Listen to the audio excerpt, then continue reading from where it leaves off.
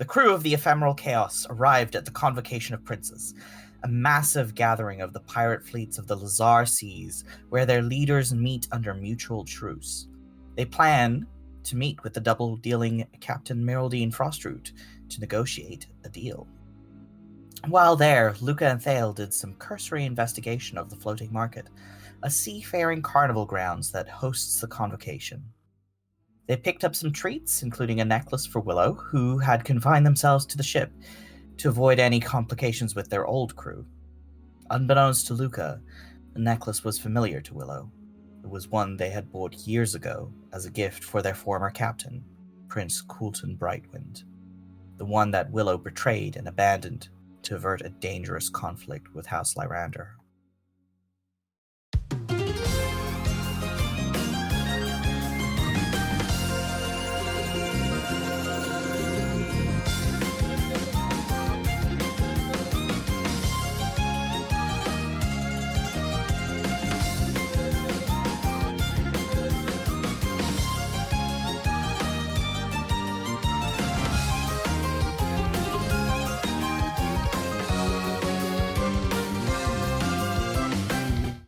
What was I doing last time? Crying, I believe, over the edge of the ship with a crossbow in my hand that I was going to use on the storm chaser in the distance. And potentially Heart of the Ocean, the necklace down to meet the Titanic.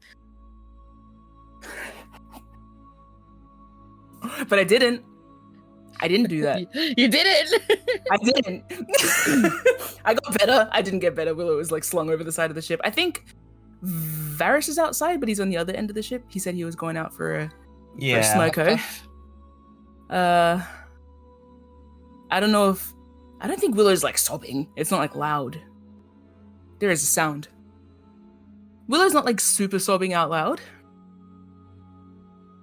But I am curious if Varys might be around.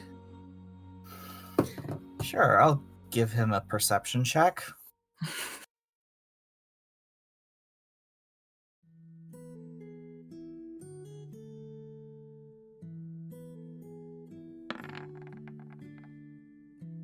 Whoa, your modifier. It's just a +5, it's fine. Just a +5. Sharp eyes. Look, he's a sailor, it's fine. He's trained to spot things from a distance. He's also a spy. Anyway, proceed. Big old eyes. So, I think the sound of your distress does catch the attention of your good friend and helmsman, Varys Greenleaf, who approaches none too quietly, so you at least have time to perk yourself up if you want to. If you want to or can. I don't know if you can, is the question. What do I need to roll to see if I notice him coming, or do I need to roll to see if I can fix myself up? Because I know that Willow does not want to be crying right now. Again, I will say it's a kind of like full body. You definitely notice him coming, so it's a roll to fix yourself up. Okay, what's my fix myself up roll? I think this would be a charisma check. Thanks, boss. Good luck. Flat charisma. If you want to use deception or persuasion or anything you're proficient with, I'm not proficient. but I don't think you are. You just said. So in which case it's all flat charisma. Let's just go flat charisma. Cool. Excellent. Yuck. How annoying. So you are loudly sniffling as Varys approaches.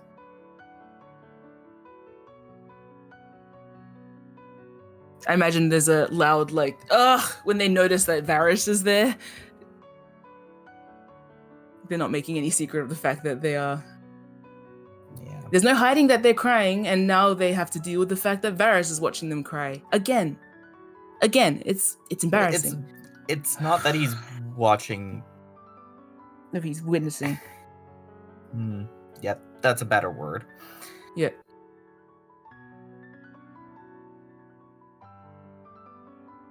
You all right there?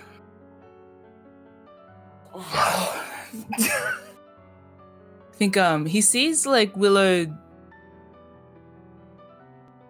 I don't know. Has Varys seen Willow's crossbow before? I don't think he has.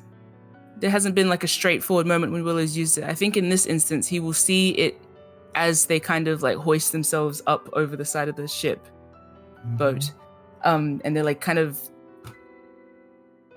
They're like hard gripping it and like tapping the barrel against the edge of the boat again, like they look like they're about to throw it or do something. I think he can at least tell it's a weapon. Yes. I mean, he's seen crossbows before. Yeah, it's a little. And yours modified. is a weird one, but yeah, it's still a crossbow. Yeah.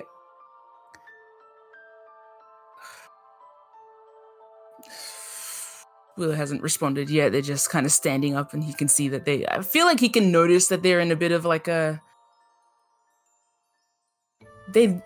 I think they look like, even though he didn't see them aiming at the ship, they look like they are about to do something.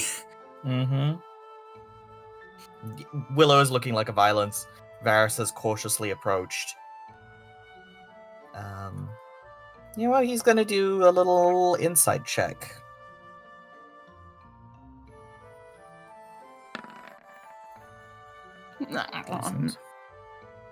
What would Willow prefer? Comfort or to be left alone? Neither of those things. I'm gonna say he can probably tell too that they have in the same hand as they're holding their crossbow there's like jewelry wrapped around their hand, like they're sort of gripping both. And I think neither of those things. I think Willow might just end up starting to talk. Yeah.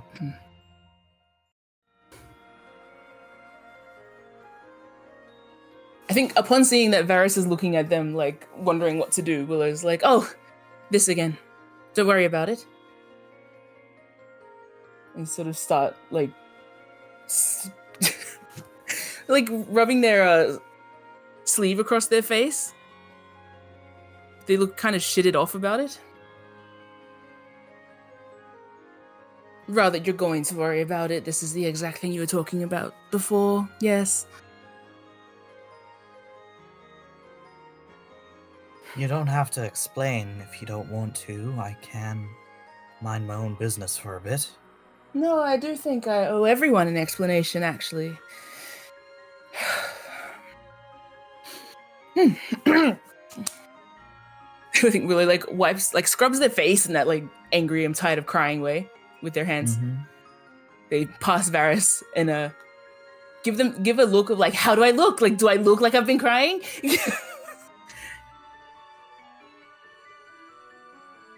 Well, it's sarcastic, so that don't worry, they don't wait for his response. Okay. And they're gonna probably shove the I was gonna say gun, the crossbow back into their pocket or their holster. Actually, they would have it on a holster.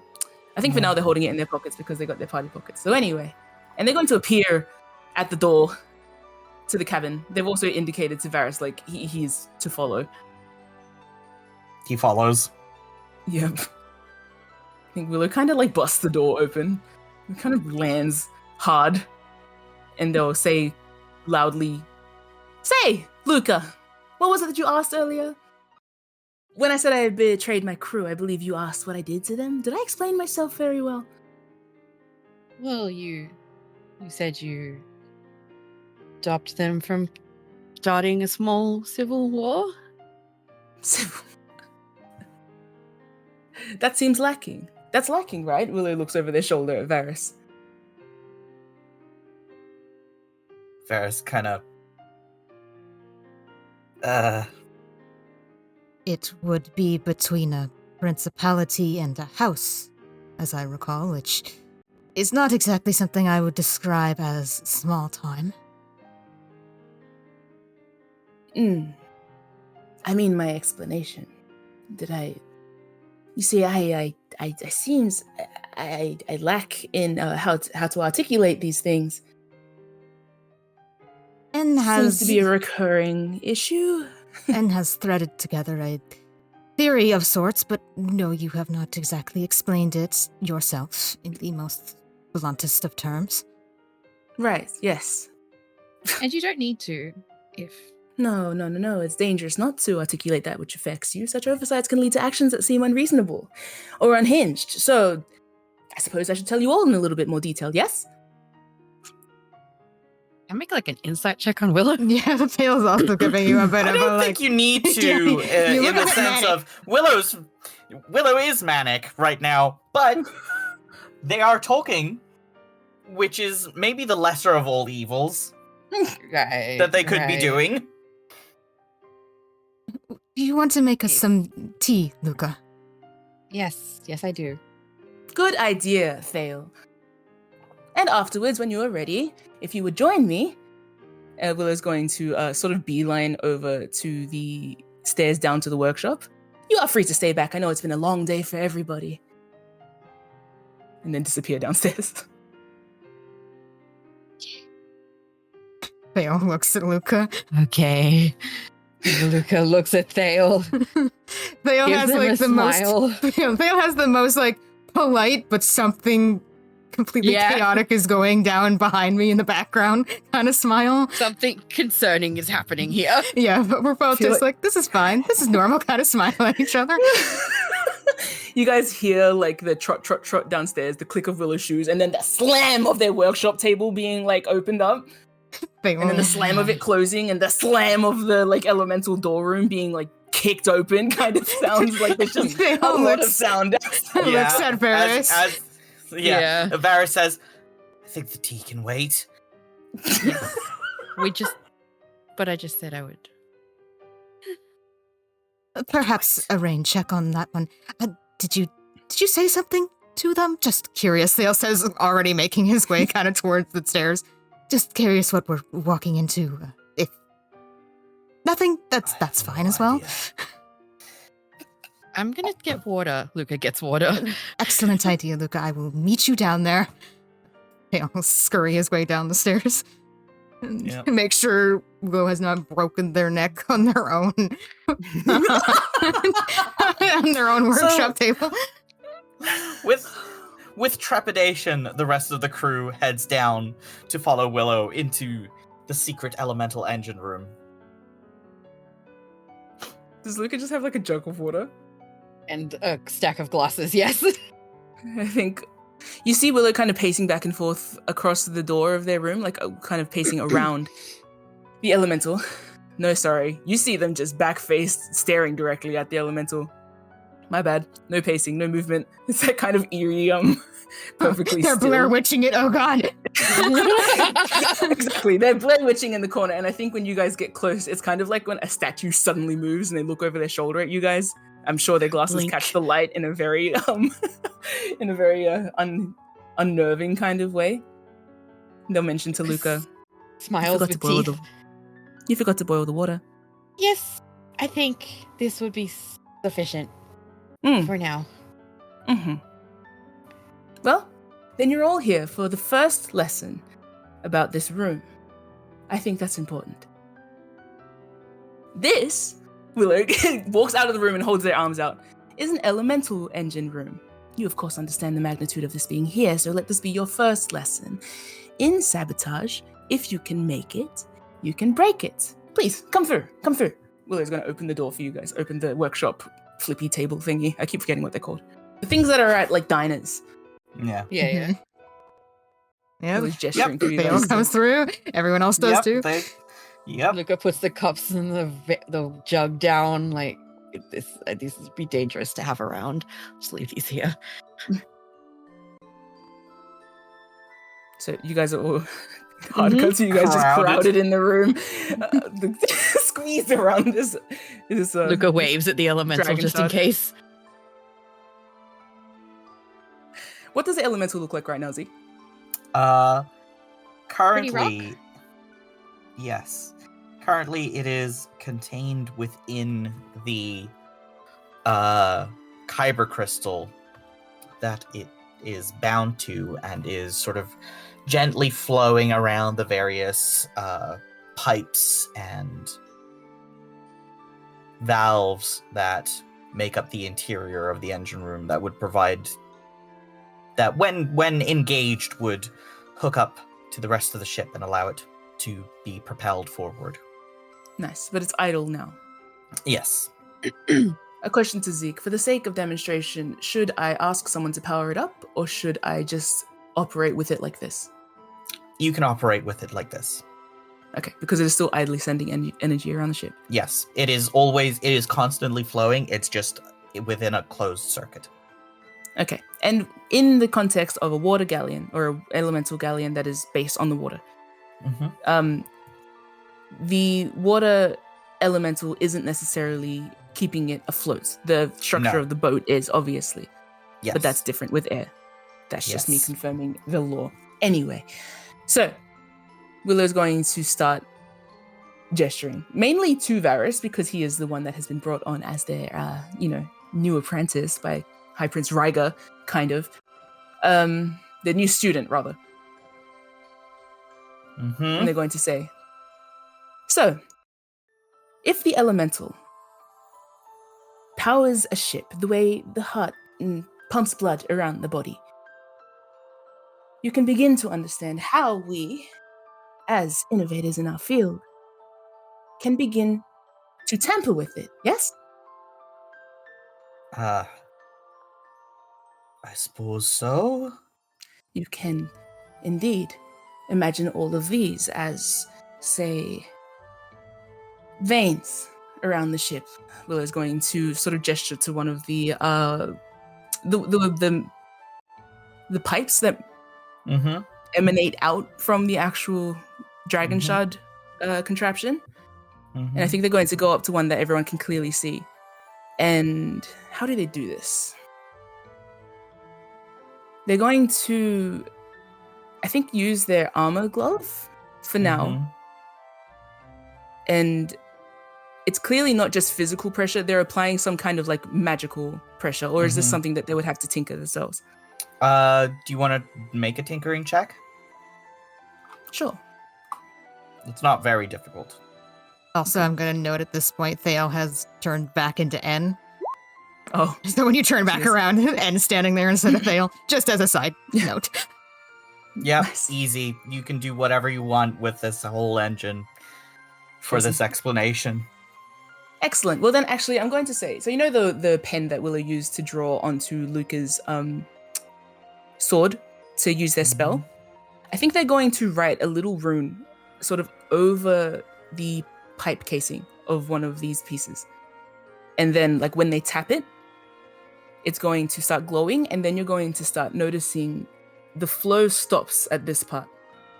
And, like, the light sort of fades from the rest of the pipe. You can clearly see it's like Willow's created some kind of blockage. And what they say here is, so, seeing it in those terms, you can strangle the energy flow to the rest of the ship without ever removing the dragon shard.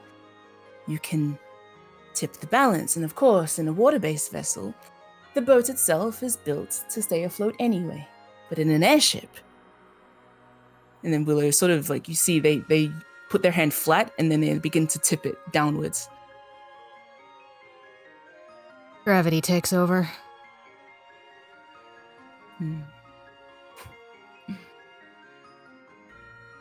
There's a kind of distant look in Willow's eye, and then they stand back. As this is continuing, like, I think the energy would continue to build up behind them, yeah? Yes. It is like, you can clearly see there is like pressure slowly accumulating. I imagine it's like, it's not completely blocked. There is still a trickle like eking through, Like but it is blood very flow. much, or it is like very much somebody has pinched a hose. Yeah. So while that's just building in the background behind Willow, Willow's going to sort of distantly say, "That's what we did when we stole the Storm Chaser, not from a dock or a warehouse, which I'm sure terrified House Lyranda. A couple of pirates putting a stop to their dominion over the seas and skies. They never saw it coming. New technology, new methods. It was unprecedented. Of course they'd send assassins, I knew that. I did it anyway.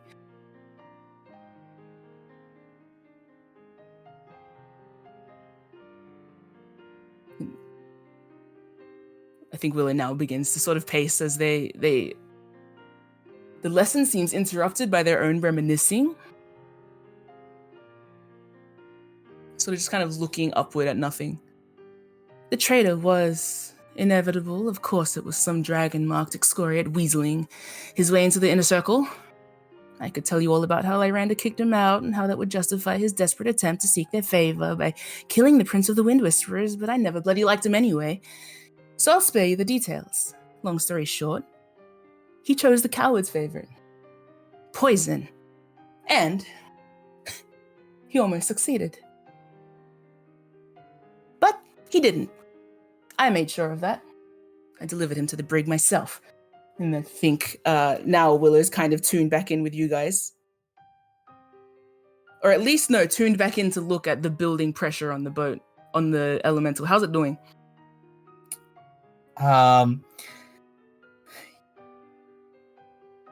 It's starting to sort of deform a little bit.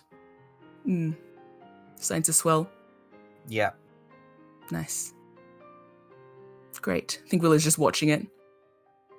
No, continue. Most of the new crew had only heard tales of the Storm Chaser heist. They didn't know my method. When the airship started tipping, a majority didn't know what to make of it. When they saw a fire at the engine room, of course they'd assume it was that. It's all very predictable if you know me. Straightforward. While everyone is asleep, strangle the elemental. Start something to distract them. If the elemental is the heart, then create a gash on the arm. All the attention goes there. Nobody likes the feeling of an airship falling out the sky. It's terrifying, obviously. The additional bonus of an airship beginning to fall out the sky, it becomes closer to the sea. A mortal can only fall so far before the water feels like hard earth. And so, of course, even with featherfall, I have my limitations. There was nobody aboard the ship that would know. Well, that's a lie. But he was too late, wasn't he?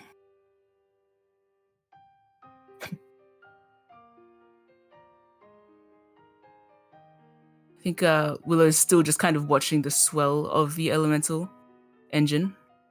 Mm-hmm.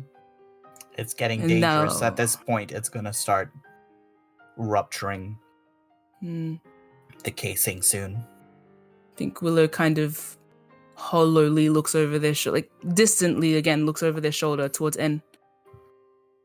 You asked if I faked my death? I believe. I did. No. You just disappeared. But I jumped. No. Well, yes. I jumped. And yes. Then I disappeared.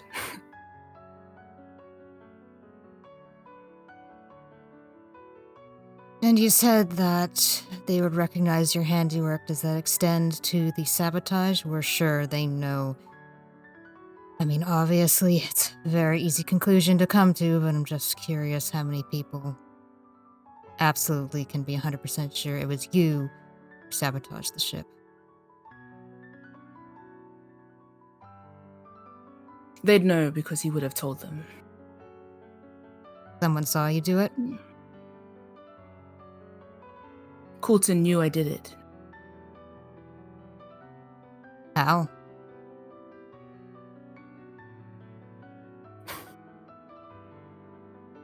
The same way you can tell who made a sword by the way blade smithing. That's what I'm asking. Is that it? He knows your handiwork? We stole the storm chaser.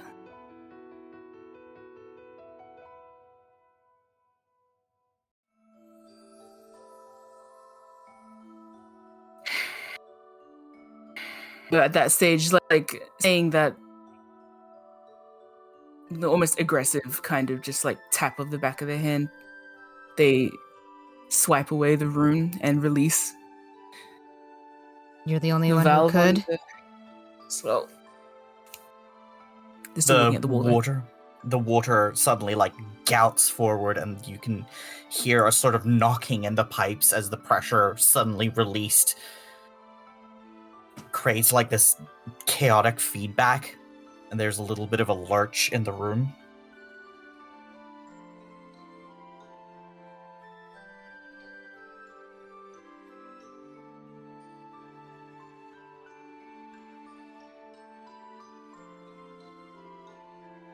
What was Zen asking? And said you're the only one who could. Is that why we're drawing this assumption?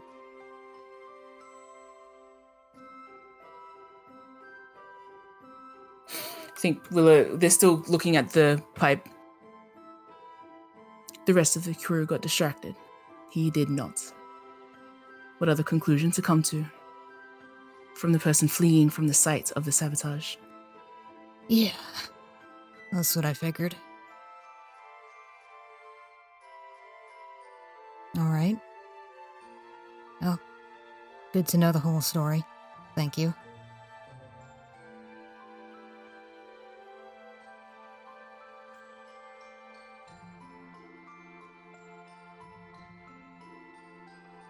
Is that everything you want to fill us in on?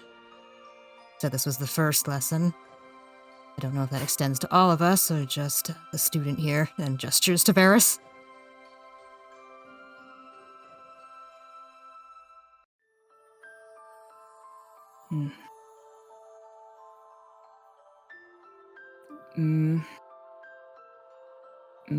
How do I say this? I'd say Willow's sort of manic tone has settled into a quiet, but it's a heavy kind of quiet. Not necessarily just sad. I would say it's hard to pick, so I don't know whether to describe it without insight checks or anything. We can make those. Make insight checks. Here. Looking at you. 20. Nice. 24. Oh, shit. 57. Goddamn.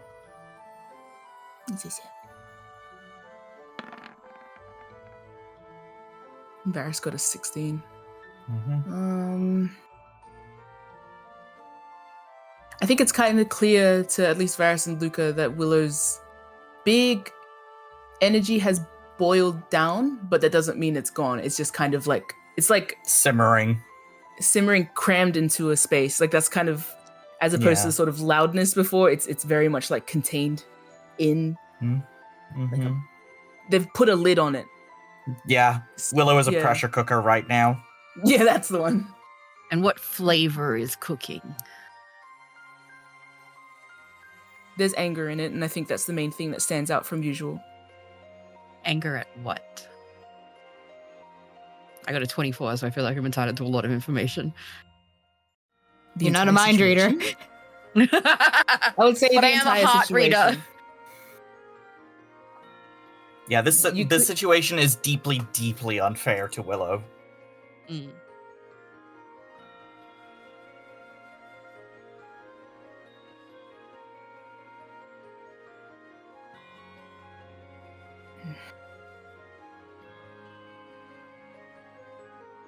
Is Willow just going to remain silent to N's question? Or No, I think in response to N, eventually they're going to reply, no, I suppose there's still more to learn. And then now they're looking at the dragon shard. I think they nod to themselves and they're going to say, new methods, new technology. And they want to try something. They want to try something that they've been thinking of. How do I try this, Zeke? Make an Arcana check.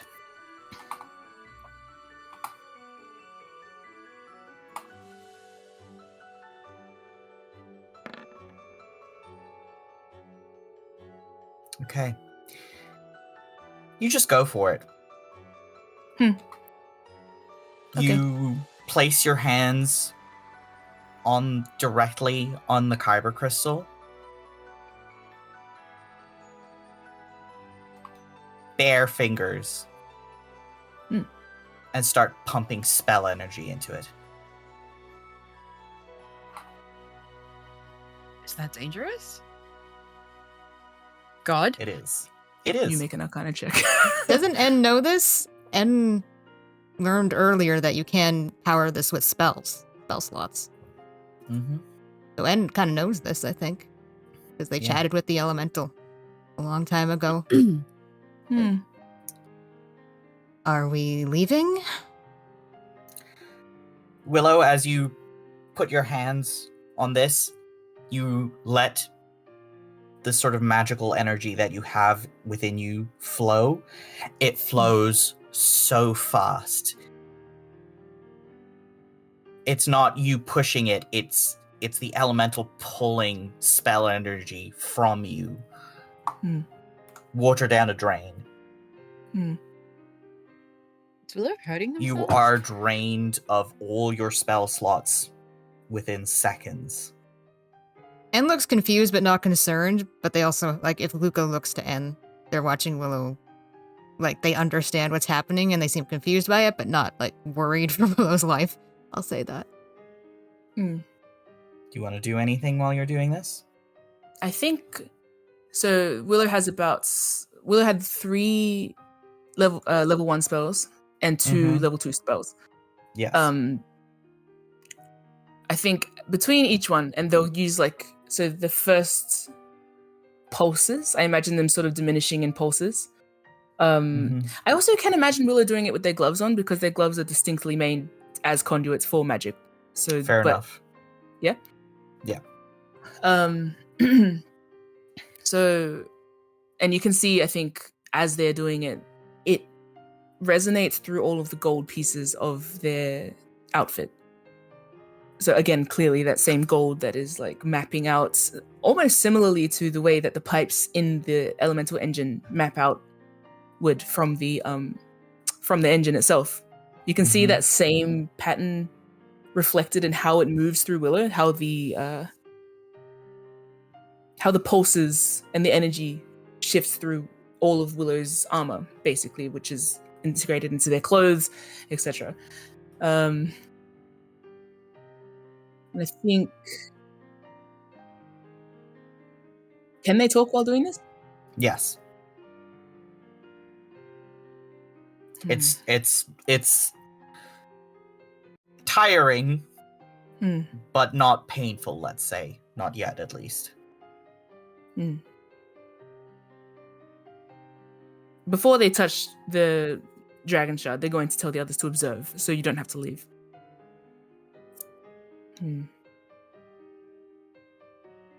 But I'm not sure what they're actually going to say while doing this. N asked, "Are we leaving?" while you were doing that. Okay. Willow said to observe. Yeah, after that. Oh. Because N knows what you're doing.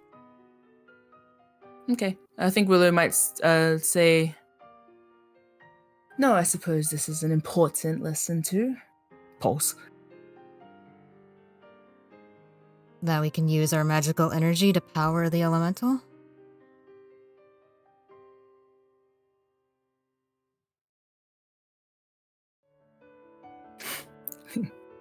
Kind of bitterly, Willow's going to say that you can render a dragon-marked captain redundant. Pulse. With each sort of pulse of spell level, you see the shard, the elemental itself, growing brighter. Willow, make another Arcana check. This is for knowing information.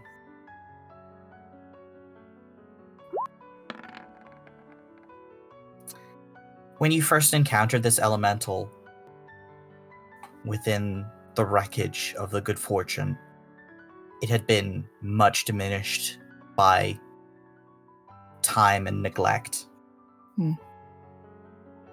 With each spell level that you pulse into this, it seems to grow stronger.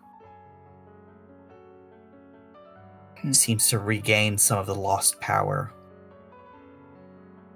Isn't that sort of what Ryger is trying to do? This isn't about him. Pulse.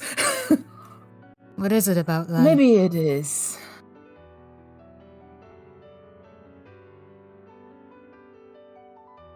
I think that was their last level 1 spell. Mm-hmm. And I think when... I actually don't know why I only had 3. I think I just didn't update it, so I should have 4. Let's just say they exhausted the 4. I think Willow's going to say...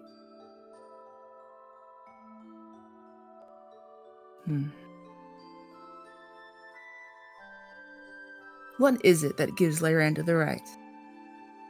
It's this, isn't it? Their sole dominion. Of course, it's why people run away. It's why people leave. It's why they send assassins.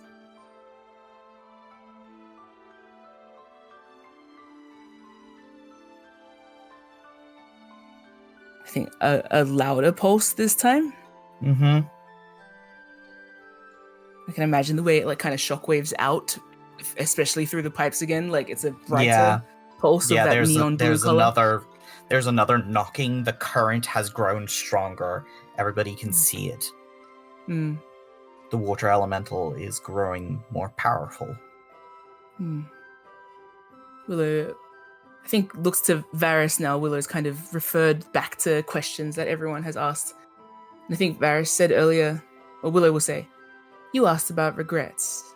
Do I regret my actions? No, of course not. I'd do it again.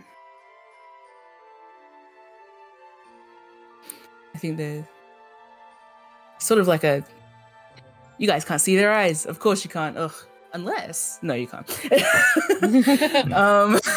Had that moment of like, unless the light can shine through the glasses. But no, I don't think it does that. No. That's You explicitly deliberately what made it them. stops. Yes, I specifically designed them for this purpose. You can't see things, but you can tell. There is a quirk to Willow's mouth that is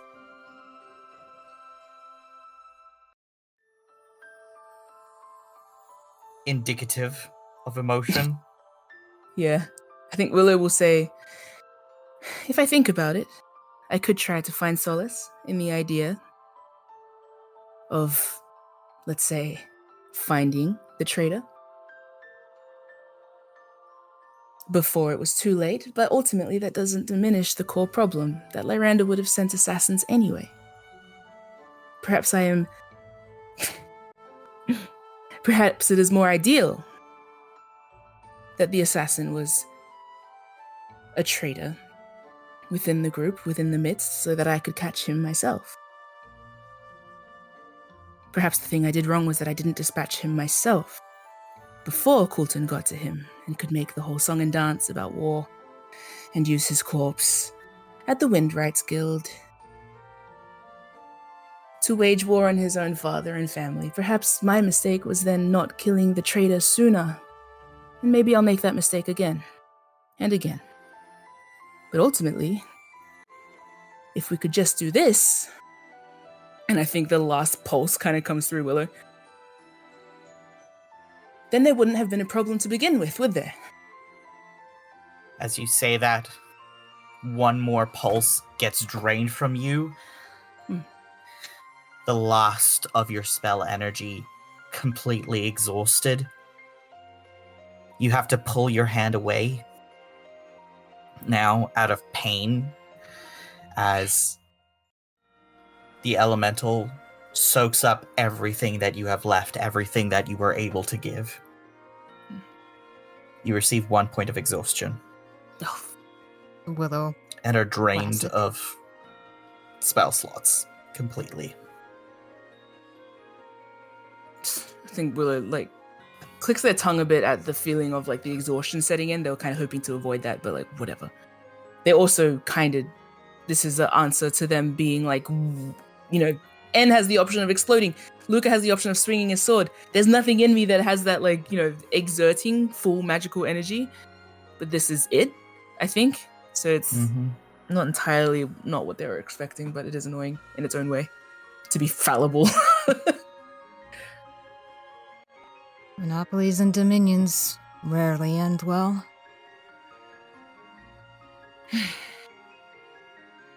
It's a classic case, really.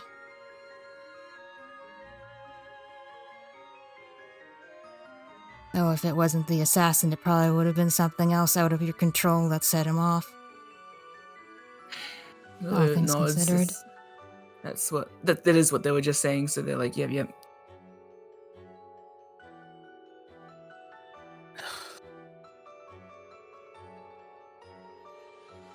It is a damn shame, Varys says.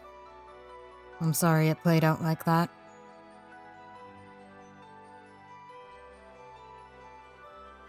It's obvious you really care about that crew. From the way you spoke to Ryger, well, in hindsight, the entire way you've behaved. And yeah, and Justice Varys. It's a damn shame it played out like it did.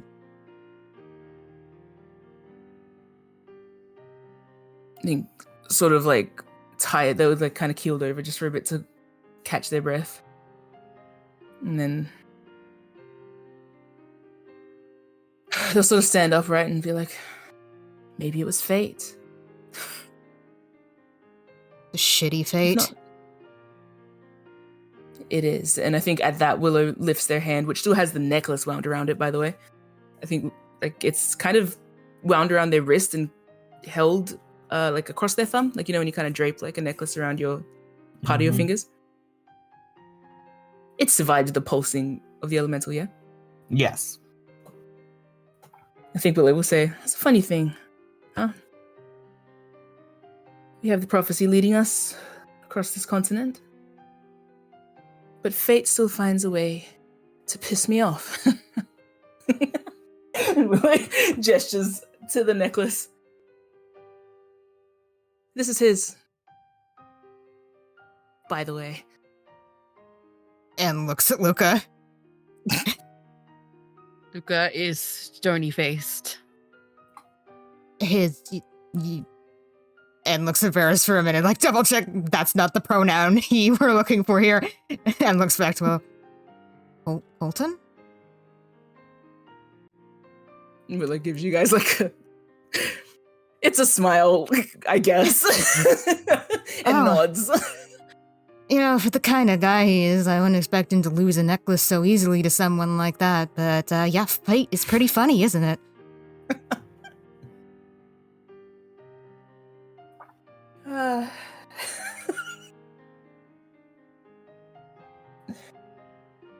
Hand delivered to my door. What do you want to do about it?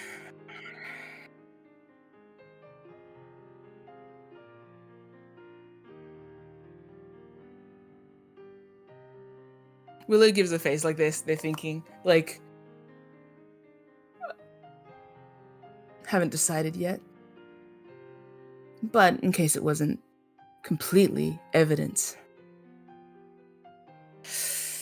Willow, like, kind of curls their fingers around it. While certain stops might not have been prophesized, I would suspect that they are inevitable anyway. Yeah.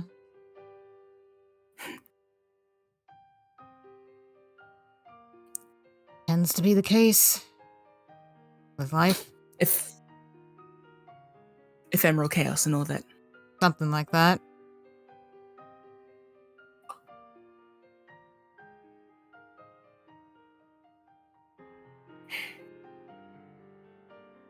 What does Luca look like, by the way?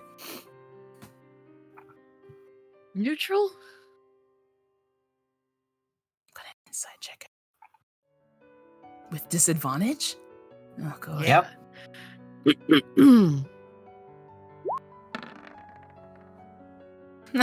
Whatever. Neutral.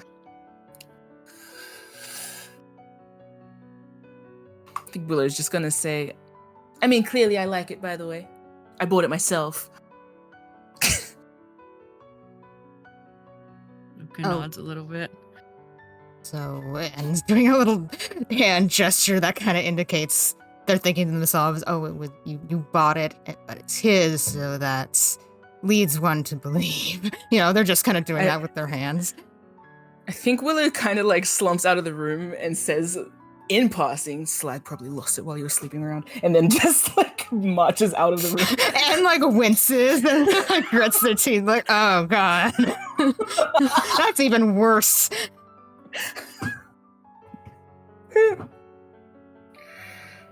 I want to kick his ass. Anyway, I'm gonna follow out. I think Varys gives Luca a look. Luca's kind of looking at the engine thinking, but we'll follow out when it's clear that everyone is. What does a 12 insight check gain, Varys? Willow tired and now grumpy and petty. No, on Luca. On Luca. Oh, Nothing. Luca, good. Luca, nat 20? Fuck's sake! Got that soldier face on. Yeah, he's very much concealing any thoughts that he might have about this. Looks at Varys, nods, gestures for him to follow. Like, let Varys go out first. Okay.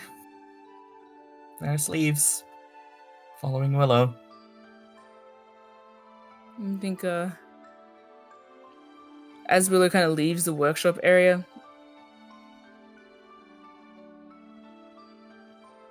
they're reflecting on what they said. Did they even say anything of value? Whatever. Because I mean, you did explain how you sabotaged the storm chaser and how you jumped off it. yeah. That's a value, I would say. Varys would be like, but what about your feelings? And Willow's like, fuck my fucking feelings. Fuck them. No, your feelings are really evident right now. Okay, good. Yeah, we can good. see your feelings. Cool. I think you kind of hear Willow grumbling to themselves about, like, the crew, especially after ends, like, I can tell you care about them. Willow's got a little bit of, like, a... Yeah, whatever. Like, yeah, sure, I care about them in the basic way of I don't want them all to die, but fuck a lot of them, honestly. Like, there's just kind of, like, an energy with Willow grumbling around the room. Especially after the comment about Coulton. It's just, like... I think Fuck you those hear, guys. like, further mumbling of, like... When Willow might turn to you guys in a kind of petty way and be like, oh, wait, no, sorry. Emma probably sold it. And then, like, grumble back to their room. Back around the room. Luca's gonna pour them a glass of water. Glug, glug, glug, glug, glug, glug.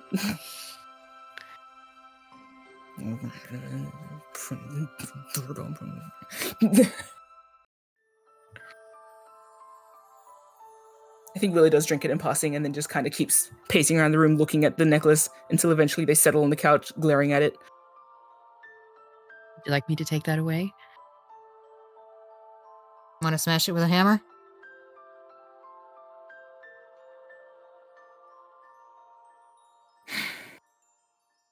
I think, Willow shakes her head. No, I think I've been destructive enough for one evening. Which is to say, not at all. Yeah, and kind whatever. of like looks around, like looks at Varys, like, did Willow get up to something while we were away? They don't want to ask Willow directly. But they're like, and looks around the room a bit, and then thinks, does Willow have mending? If Willow doesn't have mending, Willow is mending, so that doesn't really matter. Willow's like, in my brain, I am so destructive right now. realizing I didn't do anything out loud, and just they kind of like flop onto their side on the couch. Yeah. Didn't even fucking do anything. How annoying! They're like grumbling about themselves now. Get to stab Wolfer. You want to stab something? No, they didn't say that. It's just their energy. Yeah. Do you want to Their hit energy something? Like, I have all this aggression and nowhere to put it. I thought I put it somewhere, but I didn't. Instead, I just superpowered the elemental like a. It's so. I'm Anyway, so it's fine. helpful. God damn it. I can't even be angry properly.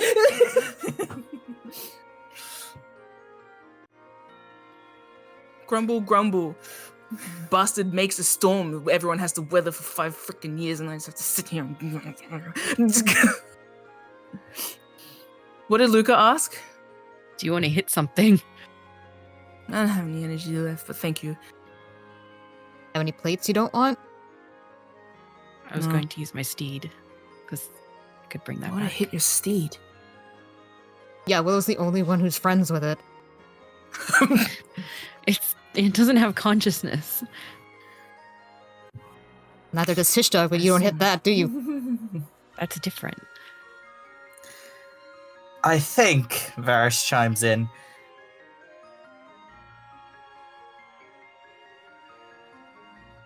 might be worth doing a lap around the convocation. Let's say you, Captain, try out that new juice you put into the elemental. It just supercharged the engine.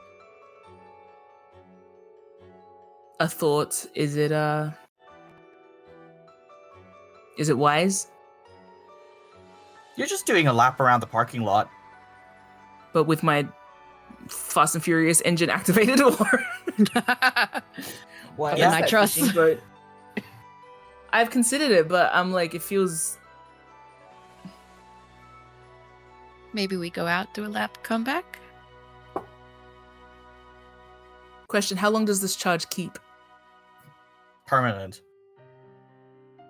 I think Willow might say probably best we keep it for tomorrow when Miraldine inevitably throws a spanner in the works. Sick of these bloody traitors.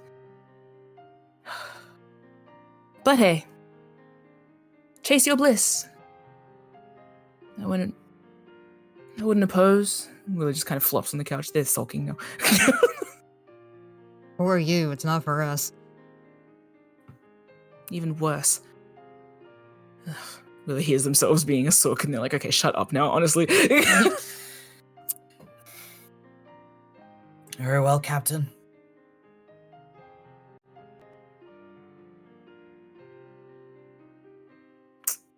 And we'll just sit here. Think about they it just gonna sit there? tomorrow. Oh my No. God. And sits down, flops down. Where is Willow? Where's Willow laying? On this sofa? On the couch, yeah. Couch. En's gonna flop down on the back of cushions, like jump up and flop down, and like their legs are over you. And they're and, like their heels are kind of on the edge of the cushion where they can fit themselves. Mm-hmm. I'm like, well, guess we'll just sit here. Think about our meeting tomorrow. Luca sits on the floor next to the couch and Oh, you guys are leans so on the couch irritating. like a Disney princess. Oh no, your friends like you so much. You just want to be mean and shit it off at the world, but no, you have really nice friends. Yeah. It's like Willow's like, shut up, I want to be angsty for once. Let me be rude. I think if you guys just crowd around me and sit there, Willow's going to, like, after a long pause of silence, be like, fine, we'll go around the block, and then, like, fine, we'll go around the docks, and then, like, scurry upstairs. Just like bats the others away and Yeah. runs up past Varys, who was about to, like, dismiss himself. Yeah. Make a intelligence check with your water vehicle's proficiency, Willow. You have advantage With on this. disadvantage? So I'm flat then. Yeah. Okay, so flat water Not vehicles. exactly flat. There's a little. When it says Something, query, my attribute with intelligence. Yes, please. God damn. Nice. 24. So, you are able to safely and sneakily move away at a distance so that you're pretty sure nobody can see you, and then you start supercharging the ephemeral chaos. You realize you have significantly upgraded its speed because you have restored power to the elemental, which had degraded down to the stats of a water weird. It is now a full water elemental. For player reference, that was a challenge rating 3 bumped up to challenge rating 5. Oh, Nice. It has the stat block has significantly increased, and you have gained an extra mile per hour on your speed damn. of the ephemeral chaos. Willow has that, like, they're automatically driving whatever, steering, it's whatever. I'm grumpy, I'm grouchy. Hold up, this feels smoother than usual. Hey, did I do that? That kind of like... Yeah. The elemental engine now has a HP of 120. You Oh move my at goodness. 5 miles per hour. For a total of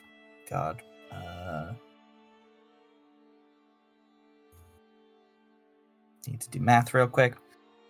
There's like just under 100 a For- day. No, it's 120 miles per day. Oh, yeah. Possible. Yeah, yeah. 24.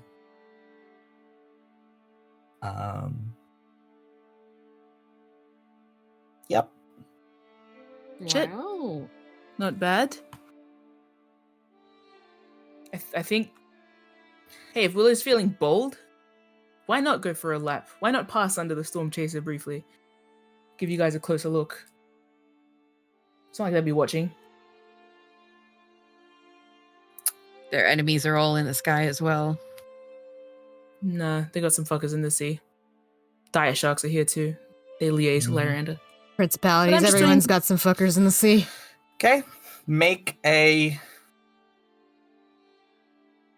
stealth check with your water vehicle proficiency. So I got proficient. Oh, right. Okay, yeah. So cast with stealth. dexterity. Yeah. That's funny. Oh, 25. oh my gosh. We good. We good. Yeah. Yeah, you are able to so unobtrusively, just like one of the many merchant sailboats, cruise right past the conglomeration of Wind Whisperer ships, right up under the Storm Chaser. You don't stay there long, but you're able to get a good look. Do I observe anything That's it. else? Also, everyone else can observe too. Yes. Yeah. Willow, you can make a perception check. This would be with your exhaustion disadvantage. Mhm. Everybody else is also free to make whatever checks they like. Oh, yes, please. Sure. 11. Let me click the button. It's I been got so a long. teen. Yeah. Okay. Nope. See nothing. 9. 9, 10, 11. It's dark. Mhm. It's getting dark. It is. It's just like, huh? The underside of an airship. Yeah. I That's can't say I've certainly a really boat. seen that before, but Yeah. you know, it's there's Yeah. not a lot to go on. Yeah. It looks in fine trim as far as you can tell, Willow. Ed and Luca, you notice that there's sort of a distant glow of lights above the vehicle, and the dim ring of fire of the elemental keeping the ship afloat. Just a little bit of visual context for you guys with the Willow's little description of it falling out the sky. Might as well see it up close. Yeah. Mhm. It gives me It's a tummy bit different. Yeah, that's the goal. I think Willow has a little moment when they're looking at the ship and they it's the only airship here. They used to have the Kraken Slayer. Yep. And they have it. They do have a little moments of you see their ears flick like they just had an idea, but it needs to be ruminated on a bit more. But it'll be the last thought they think about the Whisperers before they kind of sail off from it while deep in thought. Mhm. I don't like that little ear flick of invention. I think Yeah. Anne has suddenly gotten distracted by the thought that, God, that's a big sky taxi. As they try to relate it to things they've seen before. Yeah, it's like, what if a sky taxi was the size of a building? Yeah, because Anne has seen flying vehicles before. Their papa drove one. That was his job. Aw. So I could have given him a superpowered one. I could have sabotaged his car. But that's not the point. Luca's Could've literally Tokyo that's a drifting. I could have Fast and the Furious. Yes. Could have honestly, fastened these Furiouses so bad. yeah. Way to freak out my papa. He's certainly not a Fast and Furious kind of guy, except when he's late for dinner with Mata. But that's a special occasion, and I'm not sure Just a high-powered engine would help him. Fast and anxious. Yeah. and so very small. Sooner Small bundle Anyway. of hit a shark anxiety. tower. Anyway, that's where En's brain goes as we're sailing away and they're thinking about that. D-dubs. In an alternate universe, I am customizing N's dad's car to be. Oh my god, that's how you bond. Yeah. Just Hi, finds Greg. you under the hood. Is that a V8? Oh.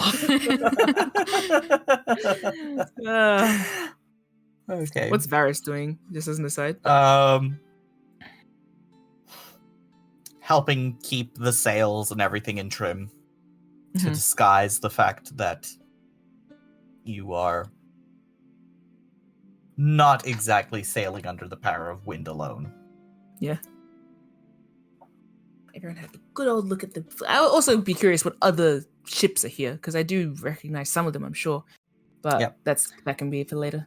Not on my Yep. 10 perception. Nah. I think you all head back to a spot where you can safely and discreetly anchor at the edge of the convocation in amongst other vessels of your size Mm-hmm. and wind down for bed. You have a busy day tomorrow.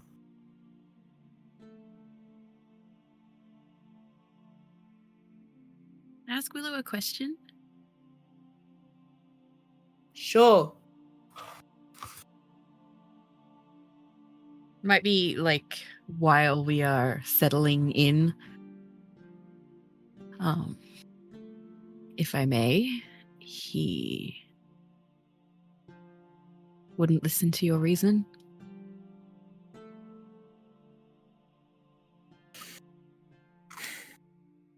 I'm assuming that Luca is asking about Coulton. Mm-hmm. Oh man, you're asking while Willow is kind of weary, but they've got new ideas in their mind at least, so that they don't just sink again. And I think the others might be able to hear when Willow responds to Luca. Or does he wait until they're alone? Maybe. I kind of imagined En was already in bed, but might be listening, but might be asleep. So, in the Yeah, hammock I when can- they're talking. I can imagine Luca asking quietly, but keen ears. Yeah. Willow's gonna say his own family just tried to kill him. Tempers were high, and I am not very persuasive. Well, you are to people willing to listen. Give them a little nudge.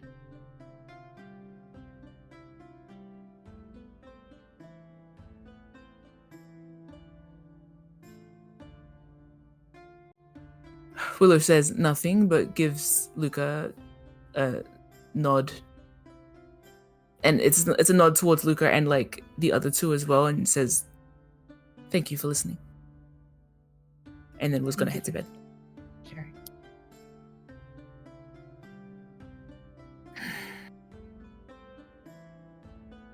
I think once Willow's in the hammock, they're also gonna say, "And don't feel bad about the necklace." You can't tell me what to do. I thought you were gonna listen. It rolls over. All right.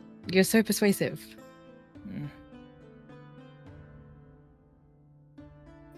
You hear a little sleep. snicker as Willow goes to bed. And you rest. Nice.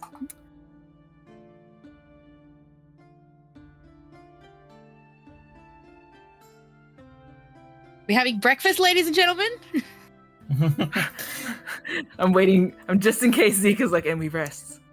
And Tonight. then someone you're dreaming. Everybody make a, you know what? Willow in particular, make a wisdom saving throw. Flat. Everyone or just Willow? Everyone? Oh, yes. sweetie.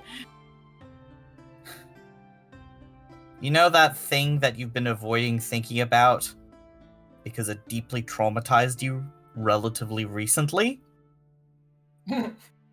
This is an awful sign, but which one? The one where Warfred deeply violated your brain. Oh, that bit. Yeah, that one. Yuck. I hate to think that Yeah. Wilfred counts as traumatizing. That's giving him way too much power. But I mean, No. yeah, no. Reasonably speaking, yes, I understand that was a traumatic event that I went through. Yes, that one. Yes, that one. That one gets wonderfully mashed up with the older trauma that you've been Oh, revisiting lately. You sleep like shit. great. Thank you. You maintain your point of exhaustion. No! Oh, shit! That's not a good sign. That's so bad. Oh, yuck, man. My day topped off with Warfred. Trauma sucks. At least I had a nap earlier in the day. Now you know how That's I feel true. anyway. Let's get to it. Hey, wow. Okay. Hey, I have Everybody's love for having a trauma bad- too. Holds Oh, hand. wow. Everybody's traumatized. That's the fucking That problem motherfucker. anyway. You know who else Yeah, is traumatized? I will- Wilfred Bell? Sorry. I will leave it to Mim's imagination as to how badly Willow's brain remixes those two events together. Awesome. Off screen to think about that? Yes. Cool. Nice. Cheers. We don't get You know to what? see the effects of that. Rather, we don't get to see that. We just see the effects of it, which is Willow is wiped and still shitted off the next morning. Yeah. And I will say, I do think that the dream touched on Miraldine Yeah. a fair bit. It was a lot of exchanging perspectives, and then every time you change the perspective, someone new is in the same spot doing something similar. Mhm. Lots of familiar faces kind of swapping in and out. Yeah. One of those horrible stress dreams that you have right before an important event. God, I Yeah. hate that. It's like, of all the times, I'd just like to sleep Yeah. tonight. But of course, my brain decides this is the peak time for you to have the shittest sleep of your life. Mm-hmm. Yeah. Before we go, Luca's going to make breakfast. And when everyone arrives at the table, there's a little box right next to their plates. Oh, before even that, I think Willow's going to wake up from the pissed off little dream and more or less immediately reach for the sending stone. Sending stone. Yeah. Zeke, what's the weather like today? Good question. Let's check. Thank you. Check while I'm counting my words. It is rainy. Or rather, it will rain later this evening. Light wind carrying clouds over the bays. Thank you. Bodes well. Ooh, like rain to obfuscate quiet speech. Yeah. Rain is a good thing to sneak under. I'll give it that. As someone who comes from Rainy Town and is very sneaky, I have a lot of experience in this. And if I get into any fist fights, might obfuscate vision. No one will recognize me. I'm totally inconspicuous otherwise. We have two options in this particular context. Either the rain will obscure your visage, or the fact you are fighting all sexy in the rain will obscure their attention in a different way. Oh no, I'm gonna be too appealing. Glistening with rain beating someone's ass. It's gonna be someone's cup of tea around here. Multiple someone's. Dude, absolutely. And if someone like rips my shirt and then I'm all wet and like fist fighting, I'm gonna be so appealing, unfortunately. Yeah, so let's avoid that. To mitigate that somehow. Yeah. Oh no, I'm too sexy. Oh no. Sexy anime clothes rips, but it's Luca. What were you saying, Will? Yeah, that message. Okay, so Willow ran a draft by you guys that was quite diplomatic. Mm-hmm. It was like no worries, nothing to worry about, just business, much to discuss. I think Willow wakes up shitted off, and the message is gonna be, "Hi, we'll meet at the Shore Song Bar, 7 sharp. A condition: Tarek must attend our appointment. No Tarek, no map. Don't try anything." And hang up. Ooh, sexy. Cool. Golf you don't claps. receive a response for a while. Good. Let her simmer. Anyway, Luca, you're leaving things at the breakfast table? Yeah, I've even got color-coded little boxes so everyone knows where to sit. I'm trying to be evil. Do you mind not being a cutie pie all the time? Okay. Starting the dinner party early, are we? Anna says, looking at the table, looking at Luca, because who else would do this? Yeah. And this is like, so what are these? Well, I was hoping not to have to use these until much later, but they're a gift. And like gets a troubled look on their face at that phrasing. Like I was hoping I would have to use these, and looks at the box like, is it dangerous? Wow. Good start to the day, Willow. It's a nat 1 and a 2.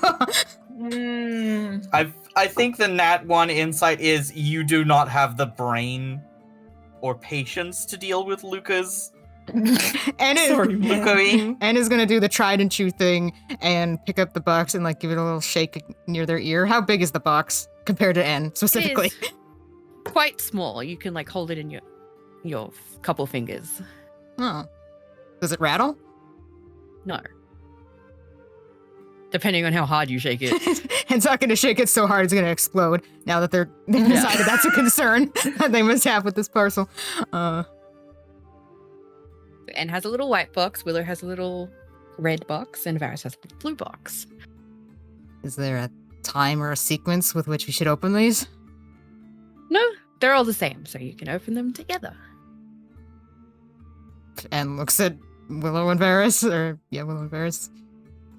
3, 2, 1. Yeah, Willow's gonna start opening it. Okay, and we'll start opening theirs. So inside each is a matching ring. It's kind of a simple band, and each one has a little colored gemstone and then a little white gemstone embedded into it. They don't look particularly expensive, but they are nice. And looks at Willow and Varys. So what's this about? So I don't want y'all to freak out, but are we getting married? What is this? When I was finger to Willow, when I was training with Sikonareus, one of the things we noticed was I had a little bit of trouble externalizing my magic, and one of the ways we found that helped was having something to focus on. And as easy as it would be to just have a piece of jewelry that is not the primary focus, who's sitting next to me, I'll Not take your the fall. choice. Okay. Okay. So he takes N's ring and slips it out of the little ring box and then flips it over. And on the inside of the ring, you can see that there is a tiny little latch. And he opens the latch and there is just a smear of blood on the inside of it. Oh. You know, I'm not really surprised, actually. It's a little unorthodox, but... This is just so that if we come across trouble, I have a better chance of helping everyone, let's say. I'm gonna say that, Willow, you succeed on your Arcana check. This is for the spell Warding Bond, I believe. Yes. Technically, yes, but I'm also just flavoring it as the way Luca extends his magic over distance. Yeah. So what's it do? Find a friend. Yeah. Well, it's just, I know what that is. Points to the blood on the inside of the ring. And it's a little easier for me to find in a crowd than just a random person. Anne's gonna put the ring on, get up, leave the cabin. Well, I don't want to waste my spells now. And comes back. Yeah. Take a spell slot.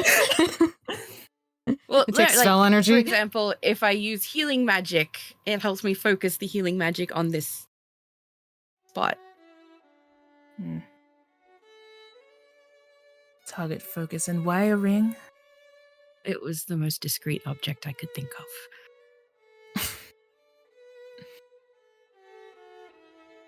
And it's also very difficult to find blood vials that are attached to the body. This is, Hey, this is more discreet, I would say. Luca nods. Anne comes back and sits down, looks at the ring. I imagine it's a ring sized to a finger that is not a particular finger that is less discreet. We didn't all just get engaged, is what. Yeah, I'm saying it's on like not the ring finger, Index finger, not the marriage index finger. or middle. Yeah.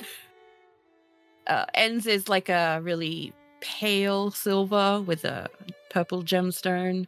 Varus is a kind of deep white silver. Like a grayish silver with a blue gemstone, and Willow's is golden with an orangey red gemstone. And they all have a little latch with some blood in it, and it has dried. So Well, yeah, and this it's like one of those poison rings, but he has repurposed it for a positive experience. I was about to say, within, it seems like you're going to Dragovich us. Like, and within there's a cyanide pill. Luckily, no. The opposite, in fact. It's a help pill. Yeah. I think you see Willow, probably for the first time, actually, they pull a little pendant out of somewhere that is not their neck. Like, sorry, it's not one of the necklaces they're wearing around their neck. It's got a little red gem. And it's do you guys can do an Arcana check on it? Because they haven't actually told you guys about it. Sure, but they're going to trying. They're going to add the ring to that chain. Oh wow, 18. Oh. Nice. And? I don't know if Luca knows, but it's the periapt of wound closure that Damon got them to buy, and it matches. It's gold and red. Yeah. Well, that'll be good to have on hand. Both of these things, considering the machinations we're getting up to. Luca nods like, yeah, that's why they're here now. And hopefully no trauma is attached to them. So Well, did you steal them, Luca? No, I paid for them very fairly. So Trust, I'll just be doing that from now on. Sorry, Willow's saying, trust, I did not buy Coulson Brightman the ring. Don't have to worry about it. Willow Luca looks at Willow for a second and like tips his head like he's considering something. Looks them up and down. Why the hell are you looking at me? Willow's still saying that out loud, but their face is very, what are you looking at? Isn't that what he meant by the traumatic jewelry thing? Because I just had a freaking god-awful experience last night? Yeah. Yeah. He's not thinking about that. So what are you thinking about? I don't know. I just started eating salad in real life. Stress salad. Right in front of my salad. Anyway, never been so happy to have a tracker on me. Is there anything we should And discuss? you can use it in the reverse. Remember? Oh. I can find you with this thing? Yeah, if you have access to a vampire. Well, not usually. It's like that was a very particular experience. I think Varys like just stifles a laugh into his toast or whatever. Just like insane conversations that he hears over breakfast. Anyway, yes, I Or a will. bloodhound, I think. That's not. I don't think that's how bloodhounds work. You know, it might surprise you considering the name, but anyway, yes, good point. Anything we need to discuss about the day before I let out my inner flamboyant asshole? Willow frowns at you like, why is it mean to Theo? I like that flamboyant asshole. Nice. Every facet of me is an asshole. They better get used to it or they're gonna have to move out. Yeah. You were dancing. Yes, we scoped out the place that we'll be going, as I recall. That bar.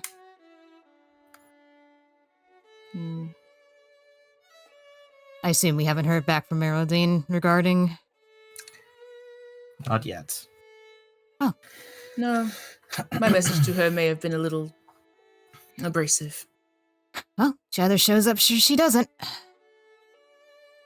Indeed. She will. She wants it. Like I said, she's really the businesswoman she claims to be. Being a little abrasive won't scare her off. Mm-hmm. No, she probably has bigger schemes in mind for us. No, that's why we have a tracker and a perioperative wound closure and a freaky little book and a freaky little eye and saboteur. And Willow. Yep. Yeah. And you. And elbows, Luca. Me. And Captain Varys. Our getaway Not a captain driver. at the moment. Captain Varys. Willow actually corrected this time. Our Just getaway called you driver. former. Sorry. And man who is not going to get into a fight in the rain.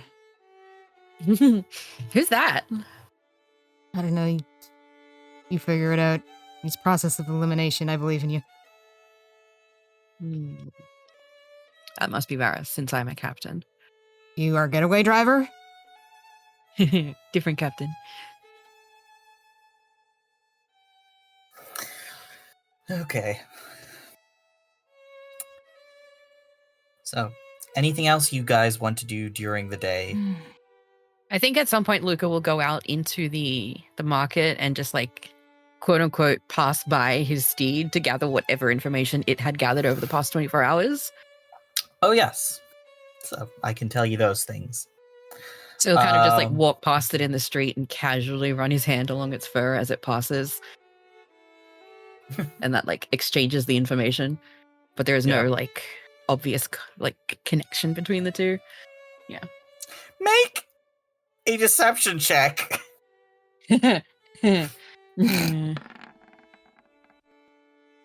Yeah, that's pretty good. So close to the floor. How did you accomplish Like, this? sweats. You're like, ooh, pretty elk that I've definitely never seen before. And people are like, yeah, I guess so. I've had some What? kids who've It's like tried to pet I've- it. yeah. There's other people who've patted it, and the elk is like amenable to Affection. hanging Just out. like Luca, it Yeah. likes pats. Yeah. It's been sort of hanging out on a beach somewhere on one of the sandbars, It has a little Yeah. juice. chilling. I'm just like, whose dog is this? I don't know. It's just hanging out here. But yes, the elk is able to communicate some of the key figures of the Wind Whisperers that it has been able to see over the course of its stakeout, let's say. Mm-hmm. You have several ships that it can read names of ships, but obviously it doesn't really know how to get the names of people since it was just watching from a distance. Yeah. But it has picked out some of the captains. It has seen Coulton and Emma Brightwind as described by Willow, though their appearances are slightly different, but it has recognized them as those. If I see Coulton or Emma, would I be able to recognize them now as a result of this? You would, yeah. It would not be a okay. surprise. There's like minor hairstyle changes and so on. Yeah. As far as you can tell.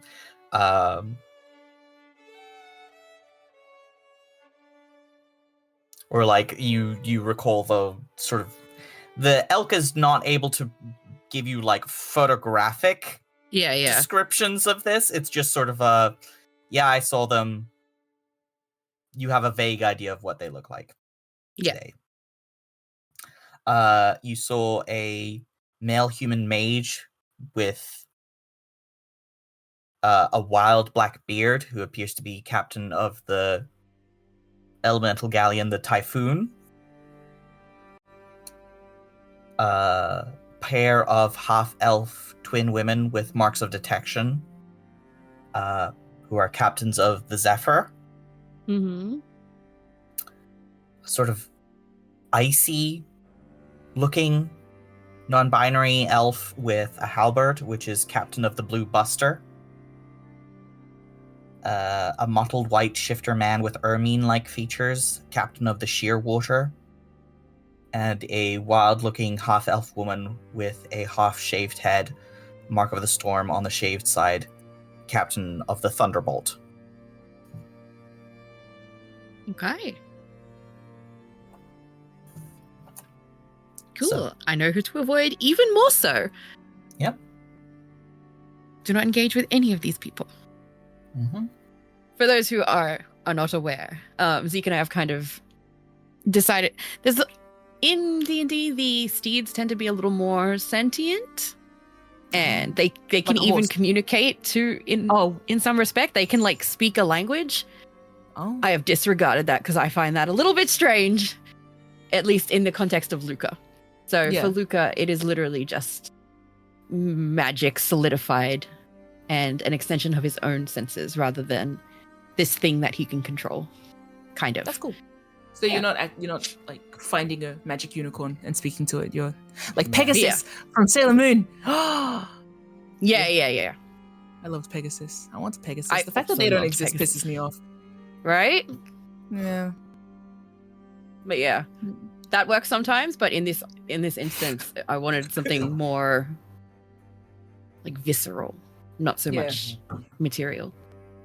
So, later in the day, I want to say around noon, Willow, you receive word back from Captain Miraldine. Very well, then. I'm going to take my own precautions, of course. Do try to be discreet, Willow. First name basis, are we? She pisses me off. She's disrespected you so hard. Try to be discreet. Ha! Me, master of discreetness. Master of never being seen by Coulton, despite being right in front of his face. But then he's an idiot, so it doesn't really count. This isn't about him anymore. Today has to not be about him. I'm so sorry, but it's always about him. No, it's not. I'm rebelling against that because that's what he would want. Anyway. Of course he wants it to be about him. This is about Willow and their shitty-ass sleep and the shitty-ass message we just got from Miraldine. Ends are probably It's around. about Miraldine today. Yes. Yeah. How dare With one girl boss at a time. Wow. I just started filing my nails. This feels very... Please stop. I'm gonna fight her. Your nails are so brittle. And it's probably around when that returns to us. You see Willow... Oh. You see Willow's... Like, I think Willow has spent their morning kind of writing out the contract. They're a bit grumpy. They would ask N to sort of help with it. Actually, I think more likely to sort of write down the bullet points and ask N to compose the message, the contract itself. Because I don't know, and Willow kind of defers to N for a lot of writing stuff. Yeah. And drawing stuff. I think N honestly pulls out the copy of the contract with Damon and kind of lifts some of the verbiage from the contract to repeat into this, where it's applicable to make it sound really official. That's like a civis contract, right? So that's like the top tier, legally binding piece of paper that you can get. Yeah, I mean, it's not going to be civis bound, but it will have the professionalism of their writing, at least. Yeah, look. It's valid. Yeah, and I think, just having someone there to write it out, check over it. I don't like that it's in writing. Willow would always prefer, it's good to have a paper trail, but then bad to have a paper trail, Yeah. Because then would that mean they have to sign it as well? She would also probably want a copy. So they're just going to, ask for copies and do all that kind of boring stuff when Miraldine, messages through. And I think Willow kind of hands over the contract to N, trusting them with it, and then, slaps out their design notebook where they have been designing their alter self persona, and N just is a scribble and then a lot of lines. Suddenly Willow's starting to sketch. Discreet. Fine. I'll be discreet. That kind of energy is emanating off him. They're not saying anything. Hands eyes flicking up from the paper at Willow's notebook, at Willow, back to work. Cautious side eye. I'm going to say I also grab lunch as an excuse for me to be out, not just so if people happen to see me. So if you want to tell me how much to spend. Let me quickly look up what food prices are again. Hello, darkness, I really should have this memorized. Right? As an aside, N is also not using their handwriting in this contract. They're using as neutral as they can manage, as close to a typewriter as they can manage, not being a Warforged or a typewriter. Do I have I should invent one of those. We should invest in a typewriter. Yes. Wait, typewriters fish do dog's powered down. exist. Yeah. Please spend a gold piece. Yeah, nice. Yeah, nice. I got 69 gold pieces. Hell yeah. Good job. That's more than enough to buy chicken nuggies. Yeah. Yeah. Okay. All right. Is that everything that we need to do before the important? I think so. I believe so. Probably. God, are we really putting this to written contracts? That's so shithouse. She's gonna have my signature, but you'll have hers. Yeah, that's the main thing. And Tarek's to be a check and Tarek. Yeah. And I don't know what she's gonna ask me in return. Do you guys head there early? Is my one question. I think even a few minutes early. Okay, well, part of the debriefing, I think, is that I think Willow wanted and Thale to be there. I had thought of Thale going there first. I also thought of us all leaving separately so that it's not we are just marching through and then obviously splitting up. Mm-hmm. I did imagine separate, especially since we discussed Luca might not be coming in anyway. So Luca arrived last. Whatever setup, probably. Luca's either should arrive first or last. I will go quite early. I would say Luca go first because his goal. Okay, so just to recap, with the little target, I drew a little concentric circle. I drew a little concentric circle based diagram where it has Varys on the outside, Luca doing the perimeter, Thale close range, and then Willow talking to Miraldine. So Thale is the only one that really needs to be in the building. Luca is patrolling outside. So Luca can be patrolling all day because that makes it look like he's just walking around the convocation. Not all day, but he can go out at 6 and just make it look like it's part of his trundling around. Yeah. And then he'll go out sporadically over the day to keep an eye out on things. Okay. Yeah. Cool. Okay, good. So you assume your various positions in and around the Shore Song Bar. If anybody would like to make any preliminary checks. Yes, sir. First, Elk would like to see if they can spot Miraldine. Okay. So Make a perception. perception check. 19. Nice. Shite. Yeah, I think My the good time elk boy. is able to keep an eye from the sandbar on the Silver Dancer and able to see when she disembarks onto a rowboat for transit. By herself? Nope, with accompaniment. Ooh.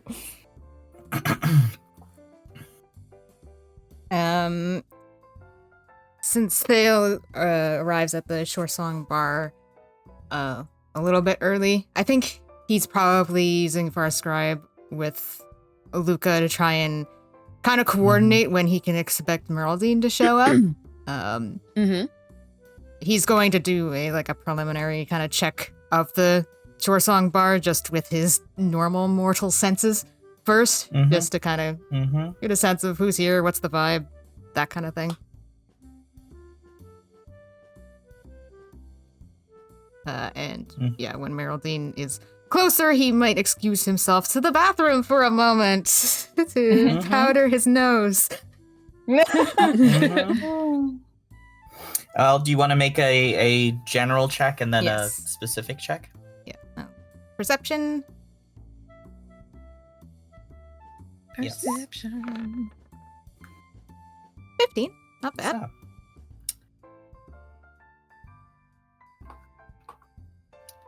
You get a good bead on the general situation of the Shore Song Bar. Different band tonight. But you are able to seek out a nice little spot for yourself. I'm assuming Willow has either sent word ahead of where they want to sit or something like that. You've made reservations, let's just assume. That's not Yeah. the interesting part. Yeah, no. I have this time, especially because last time she did that. I said I'd pay her back. Yes. Yep. So, Dale, you're able to set up yourself sort of at the adjacent booth that Willow has booked. Yeah. So until... And, go ahead. and the scene is set for Miraldine and co to arrive. Yeah, so when it's closer to when she arrives, that's when he'll duck out and cast the detect thoughts and then come back in before she arrives, but not too long. Okay. Long enough that he can still catch her with the spell. And anyone else that might be coming in with her. Not necessarily the one who's supposed to be, but, anyone else. Or anyone else suspicious in the bar, honestly. If he's going to cast it early, he might do just a preliminary kind of scan. Is anyone going to start a fight in here? Anyone got any particularly worrying thoughts? But yeah, that's his general plan. Do with that what you will. Okay. I think as well, back on the boat, because Willow would be the last to leave, there's a long time where they're just kind of watching the clock. They would have asked you guys how long does it take to get to Shore Song, because not only do they need to go, not only are they intending to arrive bang on time. I've decided they said sharp. They'll arrive there probably alongside Miraldine. They are also on a time limit for as long as their alter self spell can last, which is an hour. So they wait for the exact minute, they're watching the clock, and when it ticks over, they're going to start casting their spell, which alters their appearance. And honestly, when they first had the spell in mind, they were just going to kind of be nondescript, Varys looking, kind of half elf, it's neither here nor there. Miraldine's last sentiment to them and their crappy night and the night before has made them switch it up a little bit. So instead of the kind of nondescript, humble fisherman thing, I think you see Willow's the way that their spell works is I've described it as the customization screen. And it's they've taken little elements of themselves, and with various like hand gestures, they are altering kind of one by one. So like their ears shift from the top of their head all the way around to the side, like with the little clicks, like telltale clicks of like each increment. And then they extend, and then the fur goes. You see their skin sort of changes color because it's obviously not covered in the fur anymore. It has that like telltale fleshy sheen. And then like they change their glasses, shift to like probably a half moon, but then they decide to go more like a sort of thin rectangle shape. And then like overall, until I think one of the main things too is when they make like a cutting gesture with their hand, their hair gets shorter, and then all the way until it's basically shaven almost completely. And then they like with a tap make it like a kind of whitish blonde. And then like we're thinking of Miraldine again. They're like, no, that's not enough. And they add like a little like shaven in like lightning bolt detail. And then, oh no, that's not enough. They'll add little like where Varys has the scar on his brow, they'll add like a piercing to theirs. And then, no, that's not enough. And they add like the little piercing underneath their lips because they've had to like shave down the fangs a little and it doesn't feel right anymore. So now they've got those like two snake on the bite underside piercings. Yeah.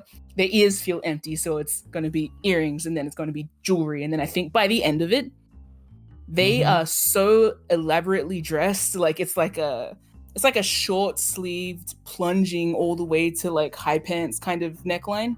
And then there's like jewel, like, you know, there's like draped gold chains. Yeah. That's the aesthetic of what they're wearing across like the bare skin part. I think they would have adjusted their tattoos so it's kind of like it's going all the way to their hands instead of being like the half sleeves. They've just gone basically as opposite of discreet as they could. Yep. Without being Willow Jenkins. Without being Willow. They still like they have to be comfortably themselves to feel confident in this.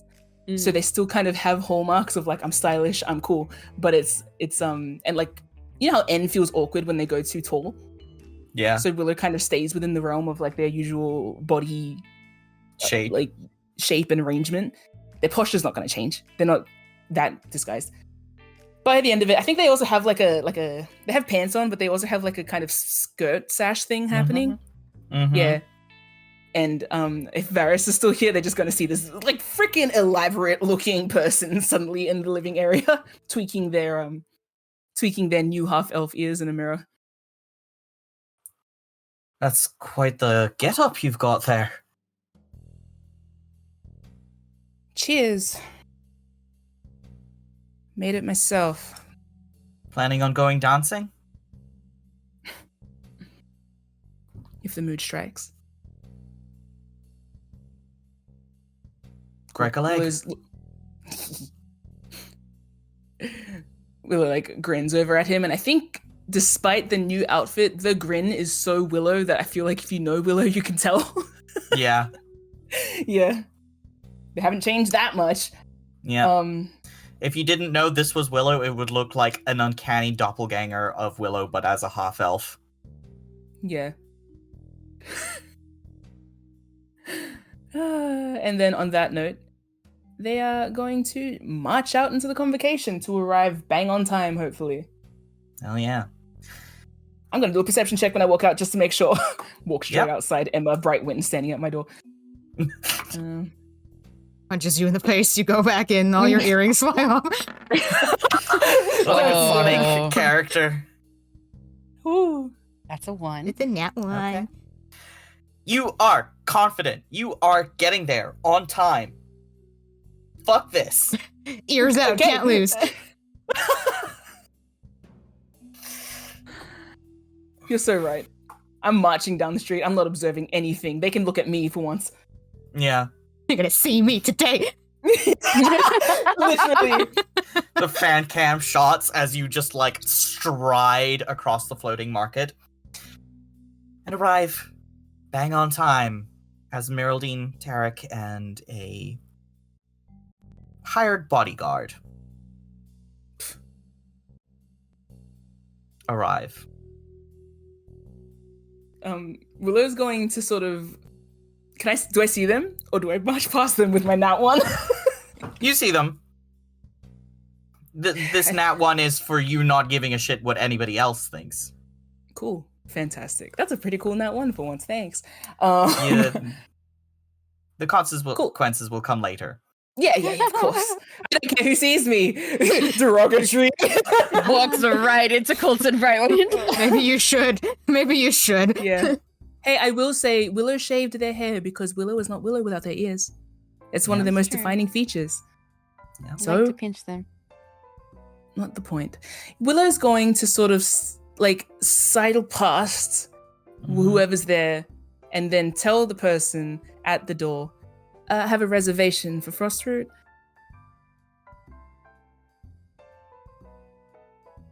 Right this way, please.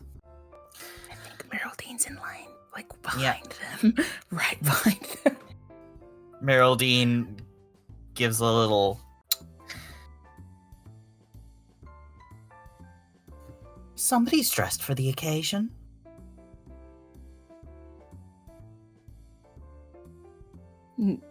Is she with company, right next to her? Yep. I think Willow takes a deep breath and turns around and goes, "Oh, Miraldine, I didn't see you there. She Nice to meet again." raises an eyebrow. Oh, I'm sure introductions can wait until we're seated. Reservation, you said? What's there to introduce? We already know each other so well. My companions don't know you personally yet. Oh, I wasn't aware you were bringing company. Miraldine gives you a very flat, the briefest flash of a flat look of bitch, you invited, you demanded that Tarek be here. I haven't looked at him yet, but I think Willow's going to say, never mind, there's plenty of space.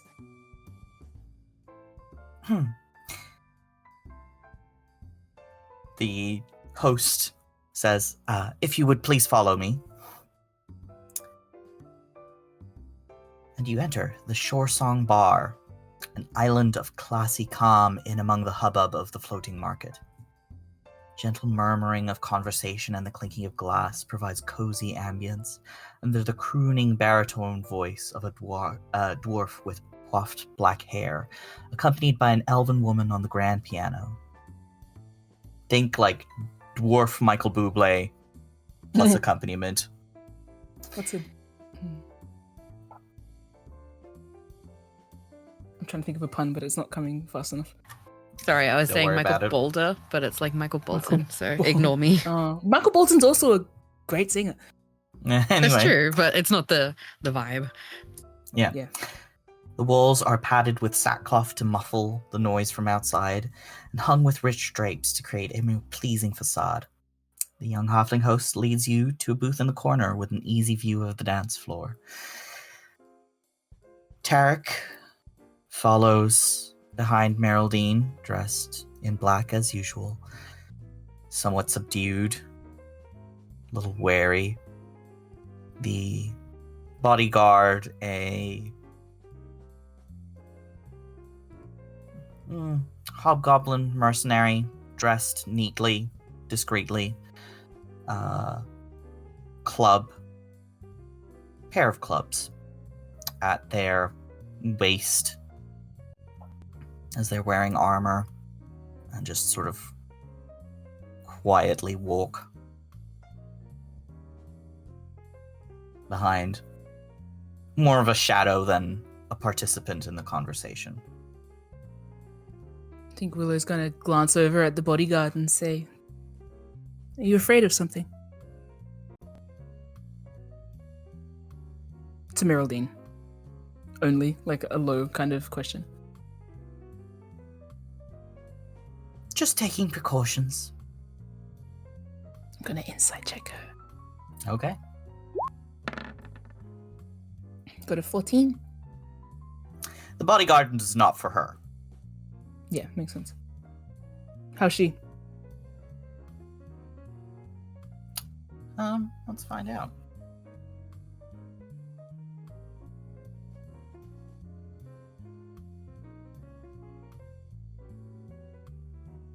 was absolutely reading the bodyguard's mind. Just so So Miraldine rolled a nat 1 on her. Good job, Miraldine. Proud of you.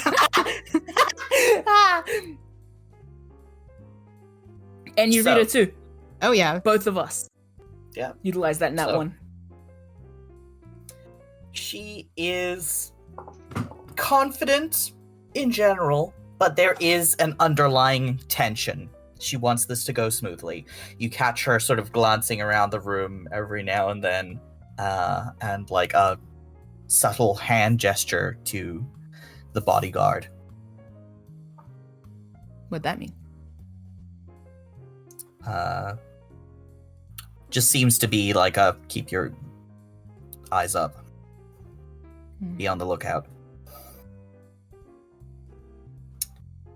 So, you are seated, given your menus. And Miraldine says, Tarek, darling, this is an acquaintance of mine who insisted you be here for a little negotiation.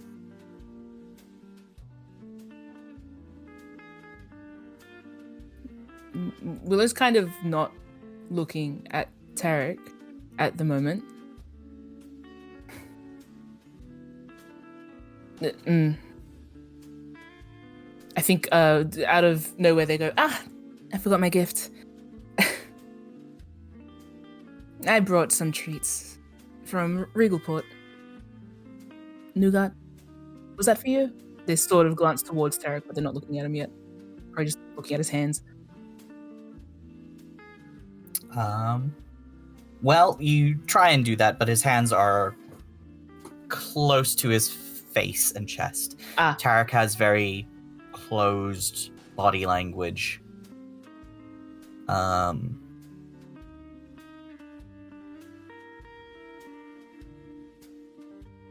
You see Miraldine, like, has one hand resting on his arm, kind of the whole time.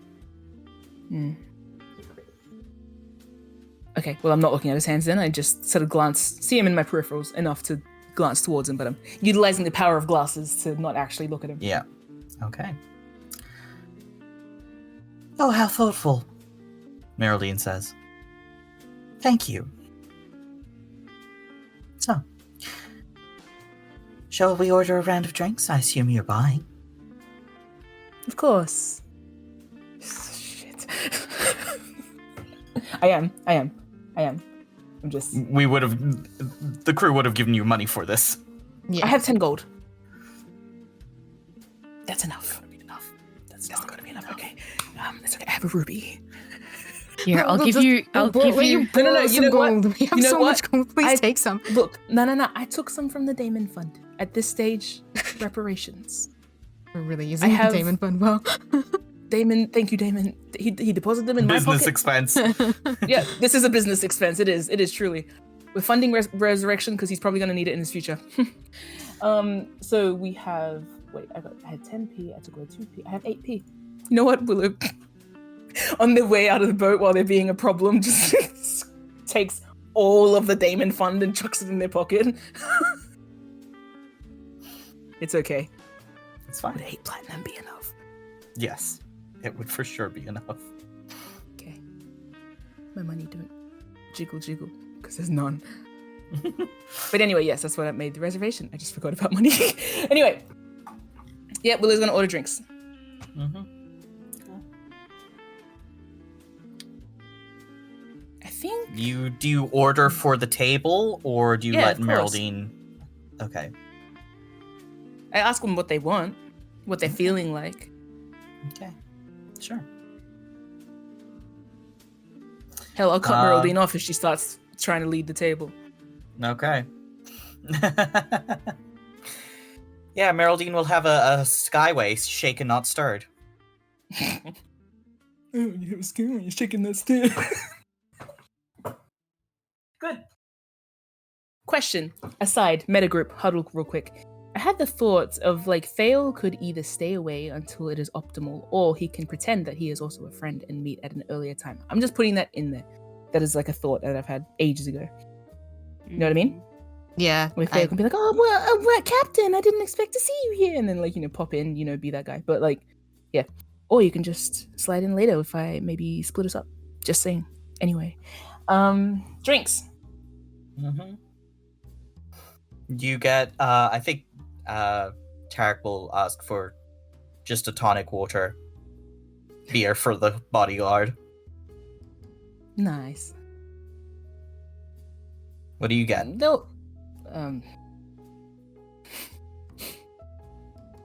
mean, I probably shouldn't get anything alcoholic. What's the worst that can happen? You get disadvantage, you already have disadvantage. Why are you enabling? Willow's in a... Yeah, Willow will get a nice drink. Okay. You get yourself a fine bottle of wine for the table. Oh, God. Also- A cocktail. Willow would get a cocktail, sorry. But they'd also get wine for the table. Champagne for the table, actually. Sparkling Champagne wine for the table. Yeah. Sparkling for the table. Hell yeah. And I'd just like to confirm, that is Tarek, isn't it? Yes. I'm just wanna, also checking, because N thinks this way. It's like, that's Tarek. The bodyguard is not Tarek. We have not done a swapsies here, have we? Like a physical swap where Tarek is actually hiding as the bodyguard, and the actual target, which is Tarek, is the bodyguard. So if you attack Tarek, you get bodyguard reactions. Okay, just double checking. I love that you think like that, because I would not have thought like that. I've been thinking, though, about who the bodyguard is. Yeah, like I said, and definitely is tapping in that bodyguard, but yeah. Yeah. Yep. Willow will probably ask leading questions to the bodyguard. Just asking if he's from the crew of the Silver Dancer. Privately so that hired. N can... okay. N can read his mind and sort of pick out if he's a threat or someone else or, a dire shark, Yes. Cool. So, N, give me another perception check for thought scanning. Advantage or just straight? Straight. Okay. That's a 5. Okay, you can have advantage. That's why I asked. That's a 6. But I actually think I know why that's happening. Because Thale hasn't done this before, and I think the immediate reaction he has to having an influx of other people's voices in his head is an immediate stomach drop to Alonso's voice in his head, and he kind of he orders himself another drink and probably throws it back, but then tries to refocus, a little furrow in his brow. Okay, we've had a hiccup. The initial sweep didn't go well, but maybe if I focus in on one person instead of a lot of voices that remind me of, I don't know, an audience, we'll just, maybe we could still do this. A little bit of liquid courage, we'll get back in there. Yep, okay, so I think you try and do a skim, and it's just it's a lot of blah, blah, blah, blah, blah, blah. It's a little too much information to process all at once. So let's just say that you are unable to tease out any specific thoughts at a glance, even surface thoughts. It's this is too much information all at once. The sort of text flies by your face and you are unable to catch any of it. Reading subtitles too fast, sort of thing. Yeah, and then after that, he will focus in on the bodyguard specifically for now, just to try and wrangle in his attention and his focus.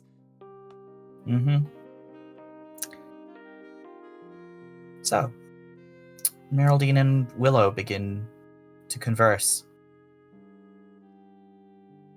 I do think Willow does a fair bit of just general convocation, small talk, what they've been up to.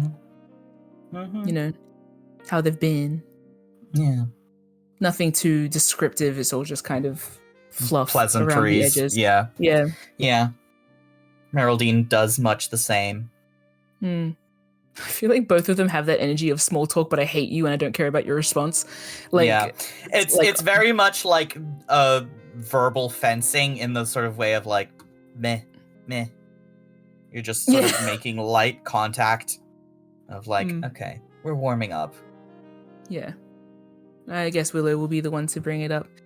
So the reason I have invited Captain Frostroot here, and by extension, her company, and our surprise guest, Willow says to the bodyguard,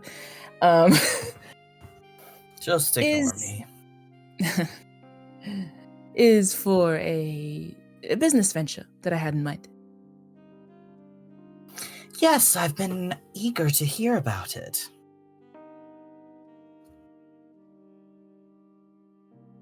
I think now Willow kind of leans their head towards...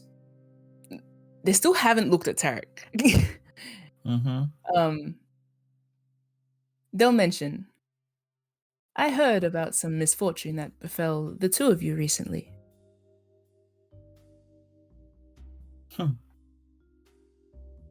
And thanks to your resilience, Mr. Elham, and Captain Frostroot's stubbornness, I am grateful to be sitting across from you both today.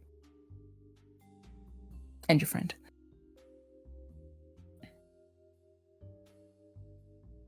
Though I do think that in this moment is an opportunity for something that exceeds this table. Do tell.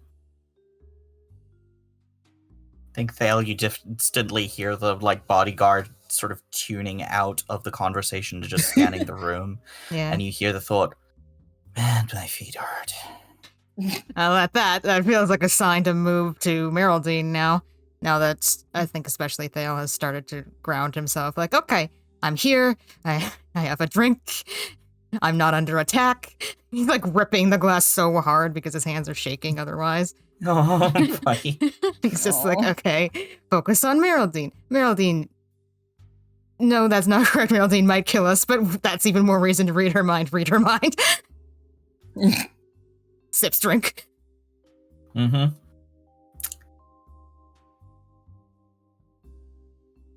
Miraldine is carefully sizing up Willow, disguised as they are, for any tells.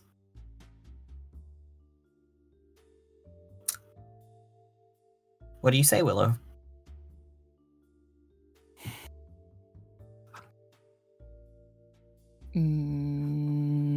Willow's thinking a little bit. They're thinking... Basically, Willow's got multiple steps in this that they're pacing out. What they can say in front of Tarek and what they can't say in front of Tarek. Here's the part where I say stuff in front of Tarek, at least.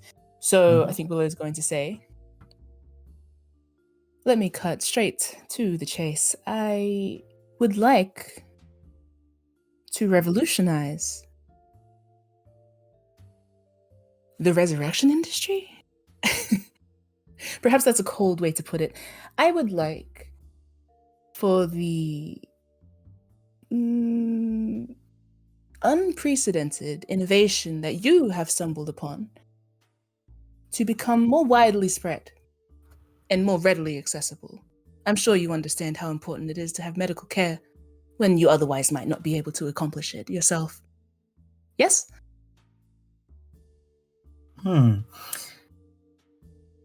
Miraldine pauses, but then Tarek interjects. You want to use the profits of this business venture to fund resurrection research? Is that your gist? Oh, Thale is moving thoughts to Tarek at this junction. Yeah, please, thank you. Willow has... That last little bit was kind of said towards Miraldine with a snideness to it. Not snide. It's not snide unless you know that they have animosity with Miraldine. But I think Tarek's voice throws them off a bit.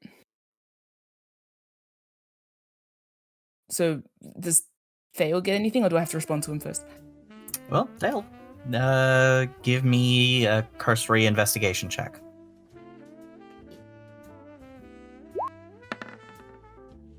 It's 11. Up a 10. Yes. Tarek has been informed to some degree who Willow is and is trying to suss out their situation. Miraldine, of course, does not know that Tarek has previously spoken to Willow. And would not recognize them under this guise. And Tarek is trying to figure out who the fuck this is, what the fuck they want. Indeed, I did introduce myself to him as Willow Jenkins, but that was... Yeah. But you haven't introduced yourself now. No, I haven't. Hehe. Haha. I think Willow falters for a second, but then glances up at Tarek briefly. No, not yet. They glance towards Make Tarek. a wisdom save. Make a wisdom saving throw. Make a wisdom saving throw. Okay. To avoid making eye contact. Normal? No, this would... Disadvantage? This would be normal, yes, because it's not a skill check. Okay. I win. Yep. So you just barely managed to glance away before you actually look at his face. Yep. Willow's gonna say, yes, exactly. I'm sure you can appreciate.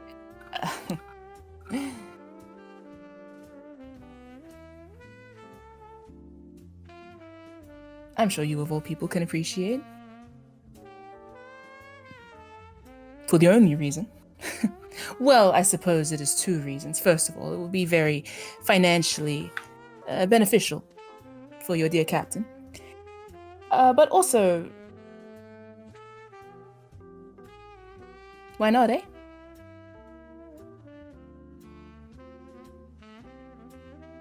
Can see him sort of squinting at you.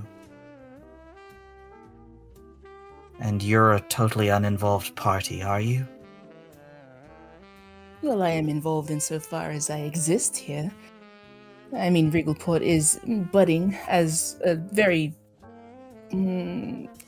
what's the word? What's the word I'm looking for, Miraldine? Regalport is a... Billy's gesturing to her, like, word this. The importance of Regalport. Miraldine, please tell me the importance of Regalport as a budding nation. So, Miraldine interjects, Regalport is a well-established bastion of civilization and commerce. On the far eastern edge of Khorvaire. I am curious as to how you think we might benefit, apart from the general goodwill towards all that medical research entails. Why specifically that? Well, because there is a prime opportunity for it in Regalport. How so? Willow gestures at the two of them. Not only are you connected to the most powerful man in the principalities, but Mr. Elham is connected to the second most powerful man in Regalport. Between the two of them. And who would that be? Baron Eli de Thorani. Huh. Of course. Between that connection alone, not to mention all of the factions and the guilds that are present at Regalport, you could collaborate and create something that is very appealing to have, which is knowledge. And, of course, as we all well know, knowledge can be sold. I think Miraldine and Tarek exchange a little glance at each other. What's Tarek thinking?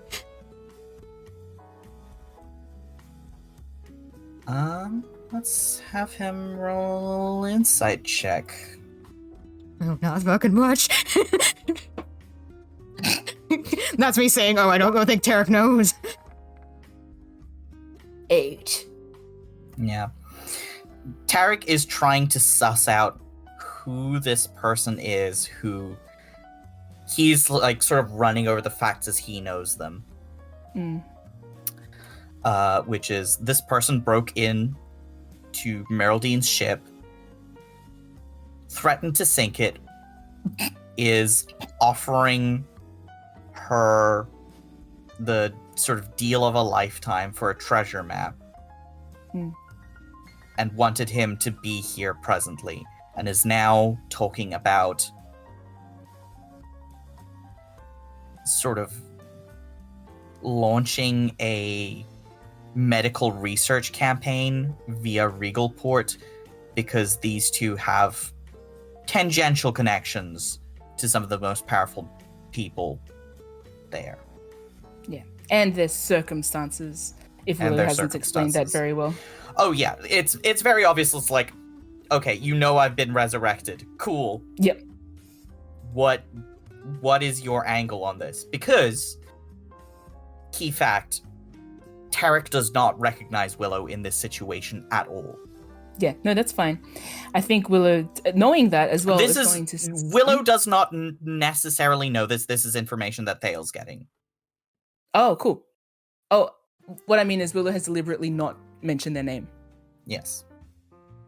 Or described themselves, and they've shown up in disguise. So they're like, I don't know if he knows me, and I'm also not looking at him or thinking too much about him. Yeah. But I do think the next thing Willow says is, we have just surfaced out of, to say the very least, a tumultuous time where knowledge was sold for profit at everybody's expense. What if the flip side could be true? For everyone's benefit.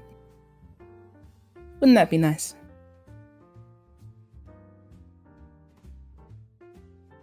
An interesting proposal, to be sure, Miraldine says. I'd love to hear all the details that you have planned on this. It wouldn't be a cheap venture, certainly. No, and rather risky, too. After all, you never know where people's loyalties lie.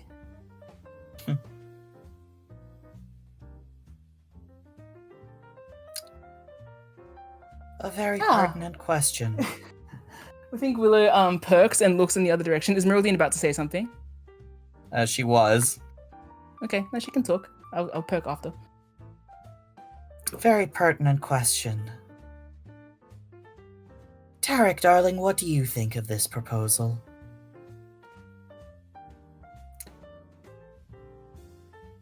He sort of pauses for a moment and says, "It seems too good to be true."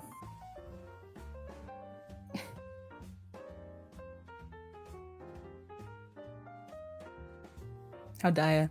I think Willow's now going to perk and be like, ooh, as they turn around, and like, I think the band's probably started up on a song. Yes. A different song.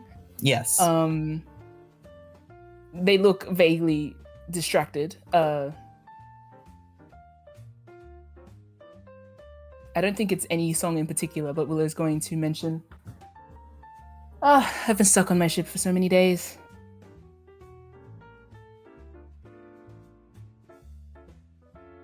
Captain, pardon me, Mr. Elham. It's just I don't want to, force you to. I don't want to steal your captain away from you, but would you like to dance? Why not? Miraldine says. She gives Tarek a little squeeze on the shoulder. There's a silent look passed between them. And she holds out her hand to be led onto the dance floor by you. Yeah. Sure. Willow, in the same way that Miraldine stops to kind of give Tarek that look, I think Willow, they don't look towards Thale, but it is a little bit of like I feel like Thale would know that this is a kind of opportunity opening. Mm-hmm. Yeah. I imagine his spell is kind of petered out at this point, but... Yeah. He's sipping his drink and he's kind of watching Willow and Miraldine leave. Looks back towards the table. But I let Zeke pace where we go. There's also a Luca outside. Yes, there's also a Luca outside. In the rain. It's raining. Yeah. Yeah, it's raining. I mean, there's a lot of shelter, so it's just like rain on tent canvas type things, depending on where Luca is, but yeah. Should I do a little quick check for any wayward Not yet. winds? Not yet? Not yet. Okay. What kind of song's playing? Sorry. I think like a song that you can definitely dance to with some rhythm. It's not necessarily like the fastest dance song, but it's got good movement.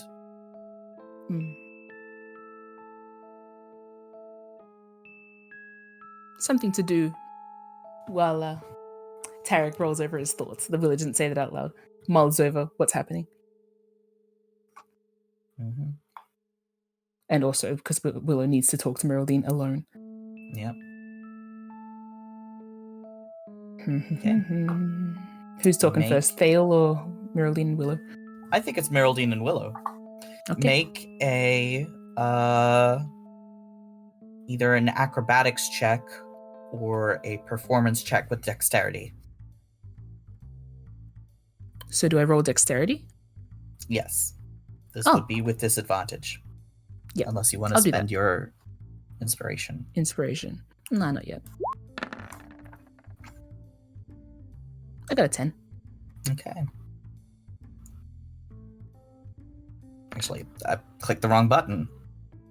Damn, you rolled really high. God damn. Jesus Christ. Okay. I take it that while she let me lead her to the dance floor, she's also kind of leading the dance. I feel like she kind of kicked up the gears of like... Yeah. So you do a possible dance, and Miraldine immediately sort of shows you up in that she is a incredibly proficient dancer, and you feel a little bit like a duck next to a ballerina. Damn, duck? A 10 gives me a duck? Damn, it's just it's the comparison. You're fine. You're doing fine. Yeah, fine. You're just like... I do imagine Willow stumbles a bit and that kind of throws their groove. And she is a swan. What? Kind of thing. That's worse. That's a ballet thing. Worse. You're a duck. That's not your... Stand outside. Okay, so I think Willow stumbles a little, and I feel like this kind of gives Miraldine the first chance to talk. If you tired, wants. Darling? Willow straightened up with a sigh. Wasn't sure what to expect from you with that last message you sent. Here I was going to invite you to a nice private room at the Pearl Mother. Not that it bothers me.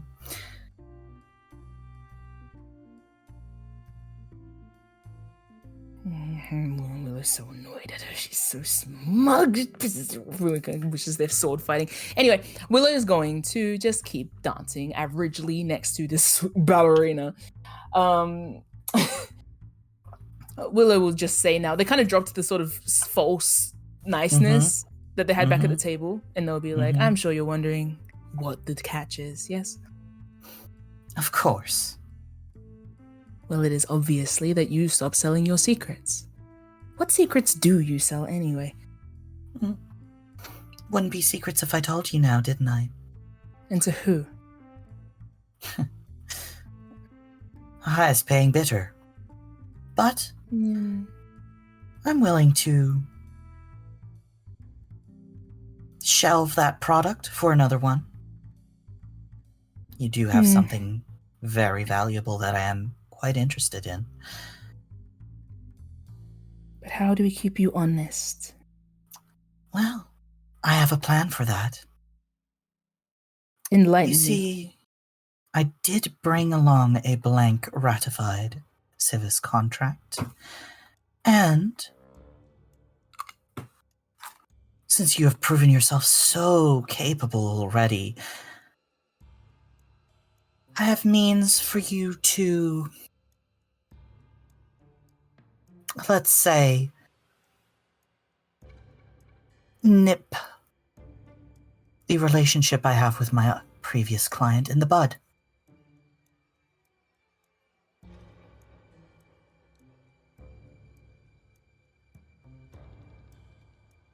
Willow gives her a look to like elaborate. It's You're a good at scornful getting look. into. She smiles. You're good at getting into places that you shouldn't be, right? Nullify an old contract of mine, and I'll keep to yours.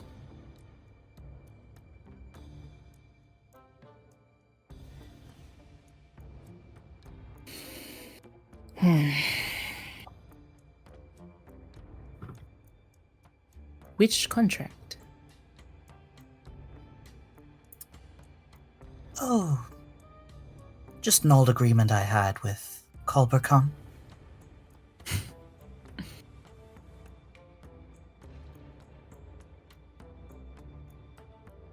Willow gives her a look of elaborate. The details don't matter in particular. All you need to do is get onto his ship, get into his safe, steal the contract and the sending stone that he uses to keep tabs on me.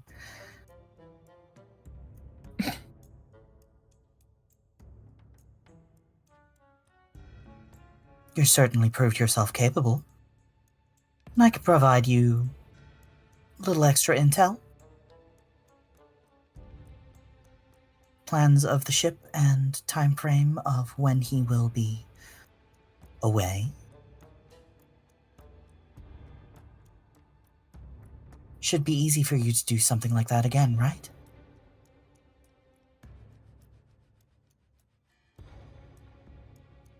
Willow kind of laughs a little meanly.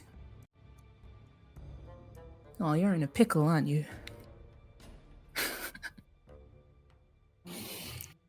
Khorvaire himself. And I think Willow kind of like twirls with that. Like, it doesn't match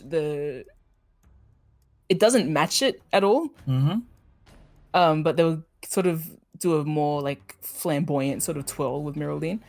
Mm-hmm. I think I would like them to switch gears. Yeah. If possible. Don't know if it's roll again. Yeah. But, roll again. Dexterity? Yes, unless you are proficient in acrobatics. Acrobatics. Same. So I just roll Okay. acrobatics. Yep.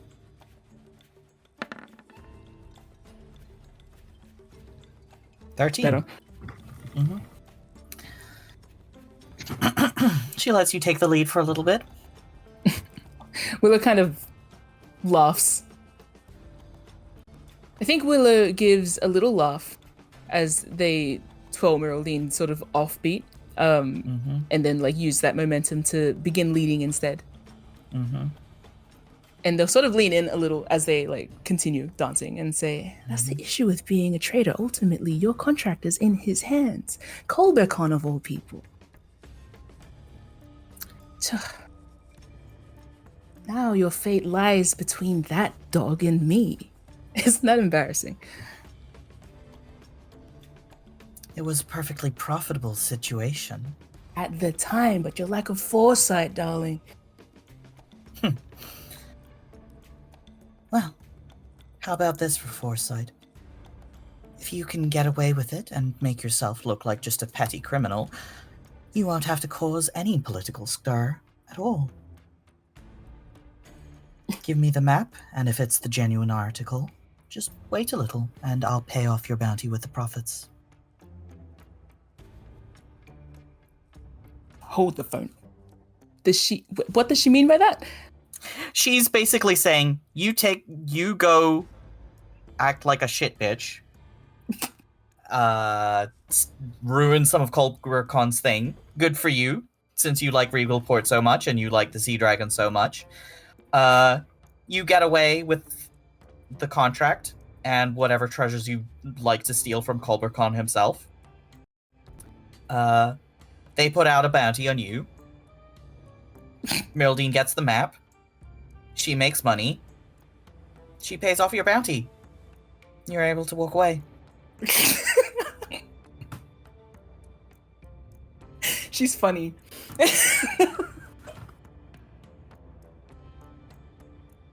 Willow laughs, again, at her, and says, "Oh yes, because I trust you to do that, of course." You don't need to trust me. I've got a blank contract ready and waiting. Mm-hmm. I'll even agree to all your conditions. Well, obviously, I'm not giving you the map if you don't.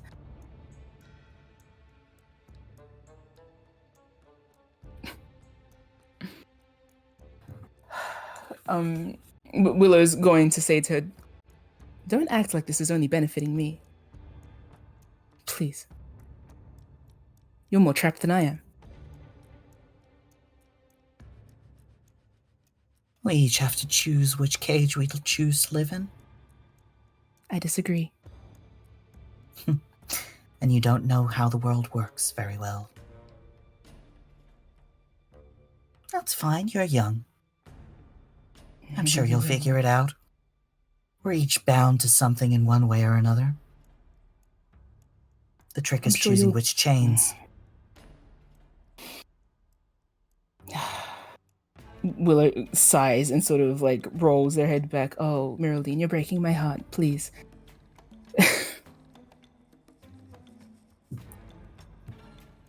They're gonna ask now, kind of like, again, smiling in that telltale Willow way. Say, have you done any more research on the identity of your blackmailer? I know him quite well. Better than you, I imagine. Question mark. Willow actually meant themselves. But that gave a thing away, damn. I think Willow's going to say, actually we'll say, I was referring to myself, but ouch.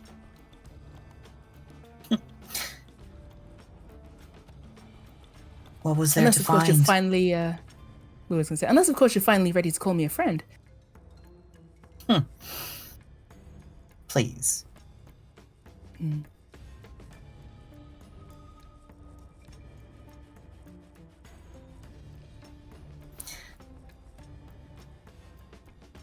Well, if there was anything worth finding, I would have found it, wouldn't I? Sure.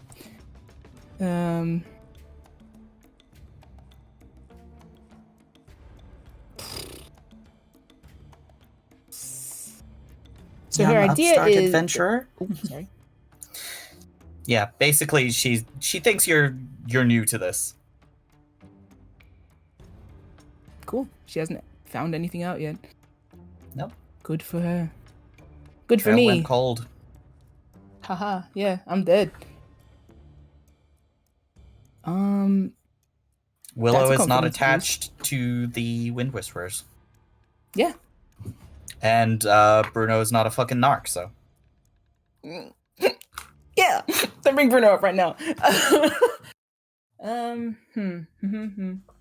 So her idea is I get question to Zeke. I don't get a bounty if I don't get caught, right? Yep. Or like if there is a bounty put out on you as backup, she's like, you just run away and I'll pay it off later. Insurance. I mean, you're going to leave signs of shit being stolen. Yeah. So there's going to be a bounty out for somebody. Yeah.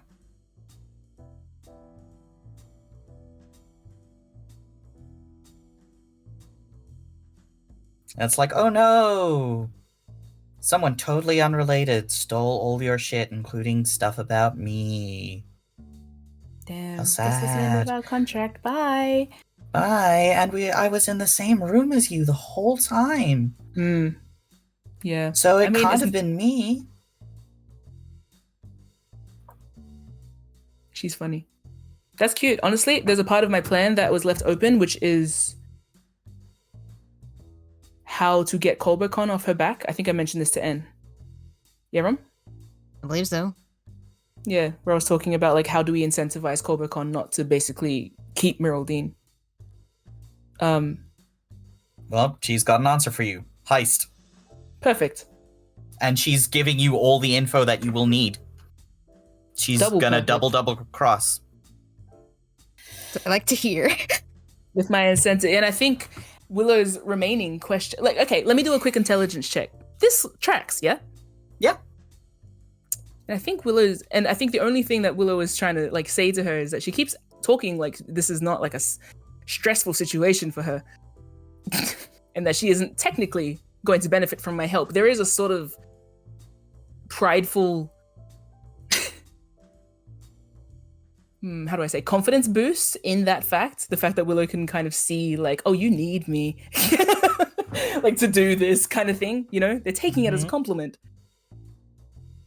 And I think there is moments in the song where Willow kind of,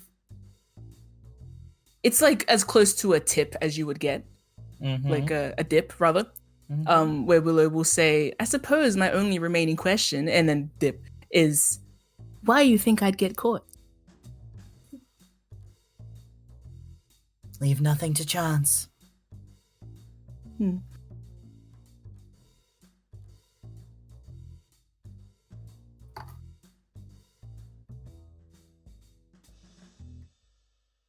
So, let's cut away from here. Yeah. Let's cut away here to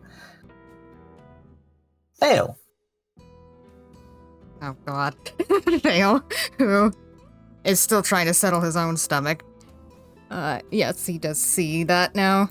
Tarek is, not on his own, but Miraldine's not there. So, kind of finishes his drink, reconsiders his entire life, and then, and then he'll get up and approach in such a way that the bodyguard can see him. Like, he's not trying to sneak up, he's not trying to be coy. Okay.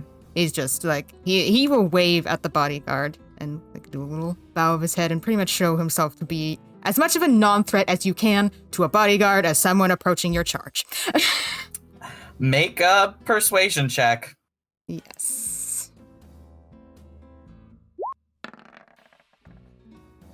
14. The bodyguard acknowledges you, gives a glance over to Tarek, who shakes his head. Bodyguard says, "What do you want?" Theo's going to smile at the bodyguard and then turn his attention towards Tarek.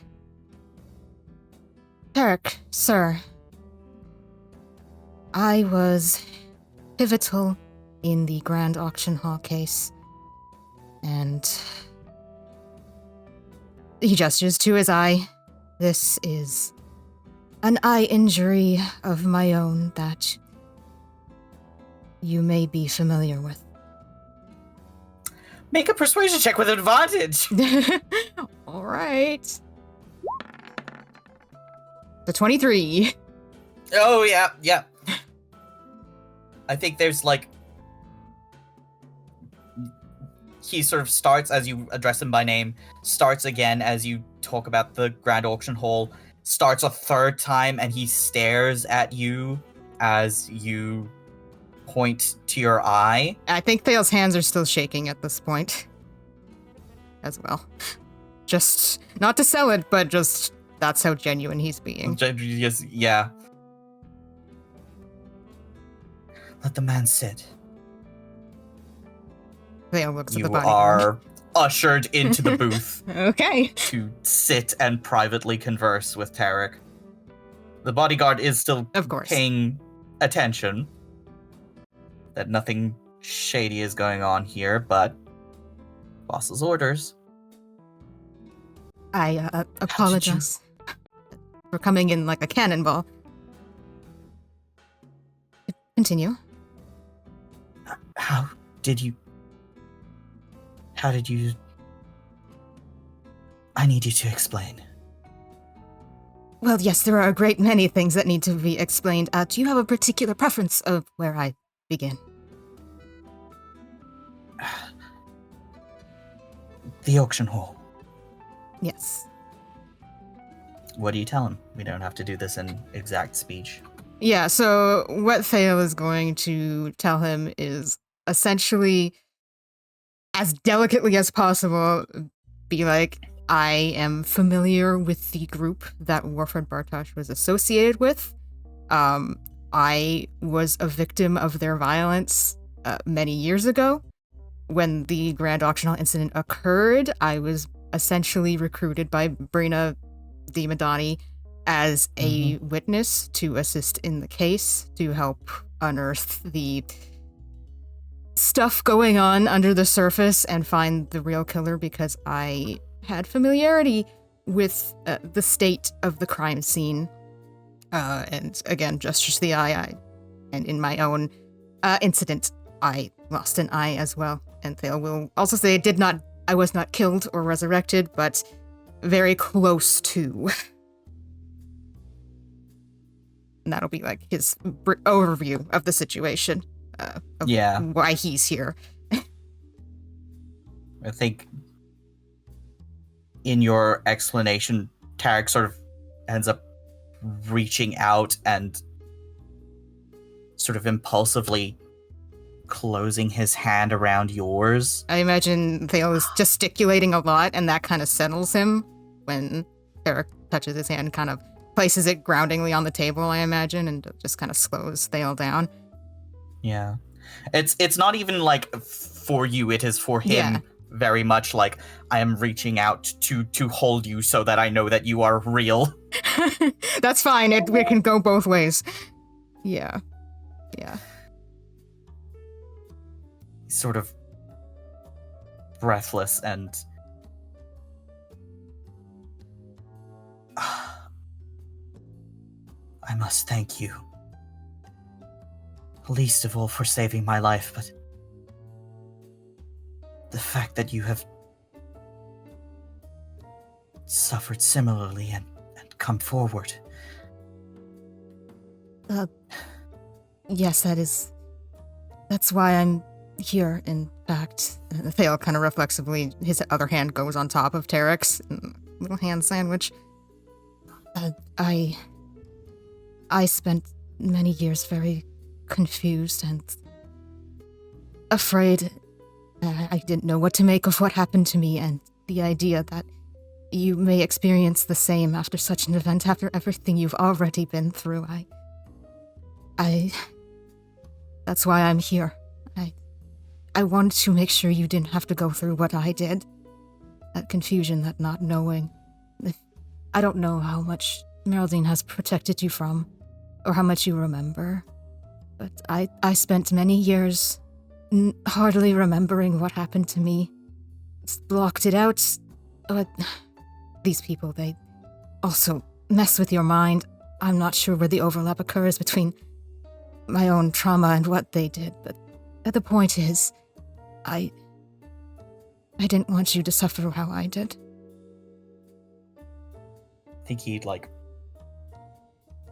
clutches tighter onto your hand and sort of fights down a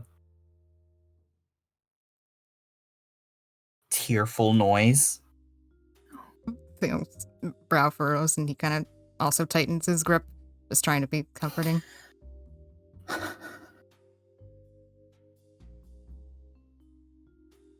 I thought I would be lucky if I could merely thank the people who had helped bring the murderer to justice, who saved my eyesight. But for the last few weeks, I felt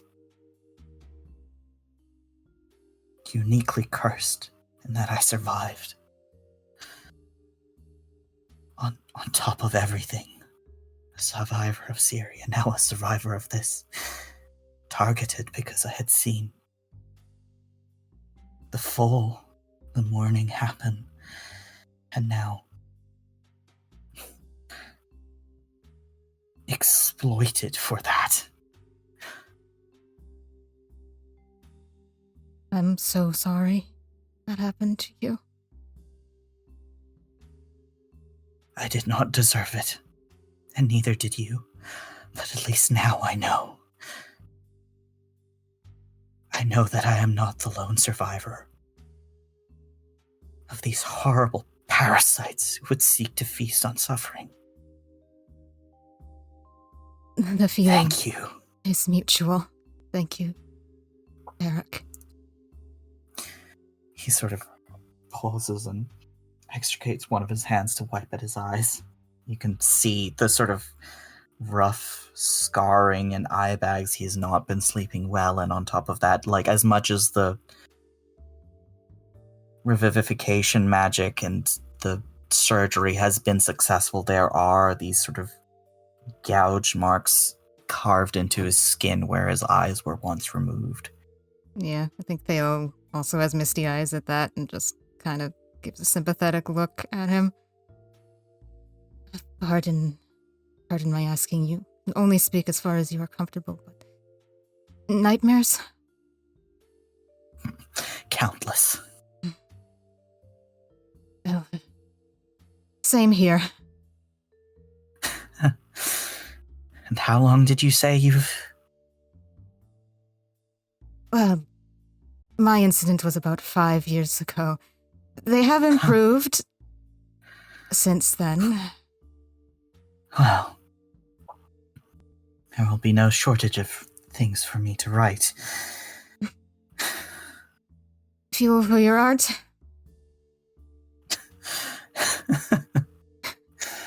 I think I'm done with that for a while. Oh, perfectly understandable. Have you found rest? Yes. In time. With the right people to help me work through everything. And again, that's why I'm here. Obviously, I'm not asking you to try and process what happened to you in the next half hour with me, but what I would like to offer is the opportunity for us to continue to correspond, perhaps through letters or some other method, if something is more agreeable to you, to give you access to the other survivor. That would mean a great deal to me. I'm sorry, I did not even ask your name. It's Thale. Thale. Cargill, a pleasure to make your acquaintance. You as well. I'll admit I am a bit familiar with your work. I would not be surprised if you were in Regalport for the last few months. I ended up here. How did you find me? Here, I mean.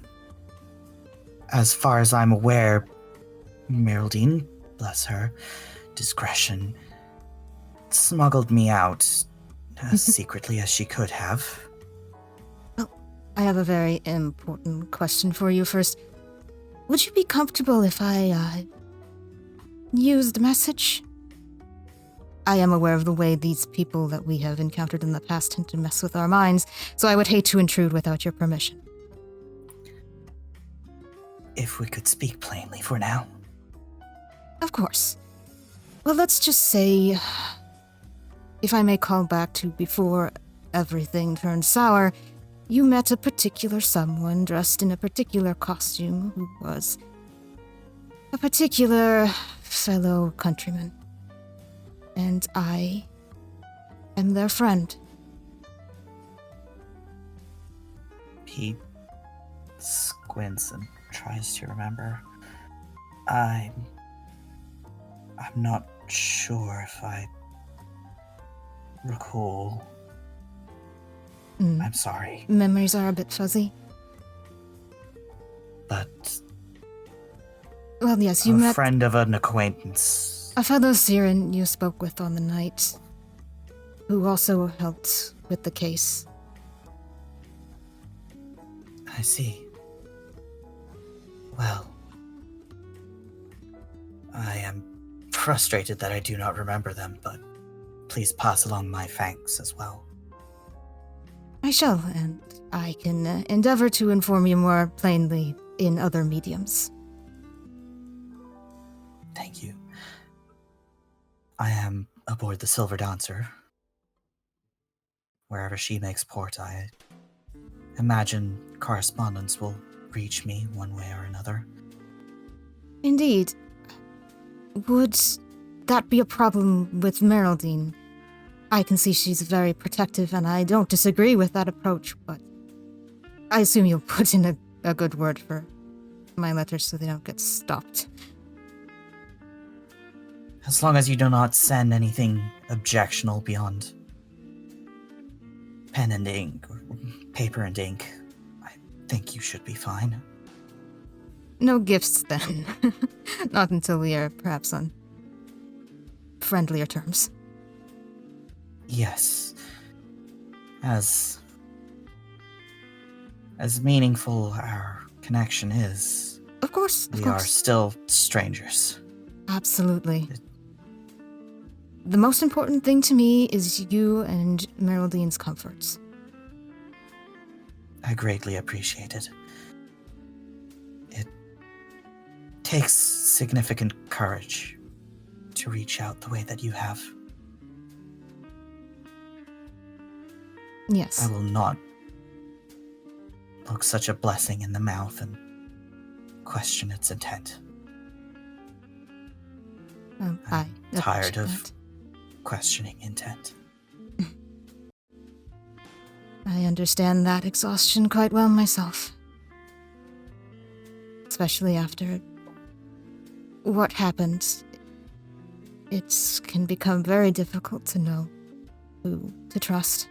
So I appreciate you giving me any of your time at all. I didn't come in here expecting anything, let alone the opportunity to actually speak with you, as I do understand how frightening a stranger can be after such an encounter. So thank you for hearing me. It was not strangers that harmed me. Yes, I suppose you have a point there.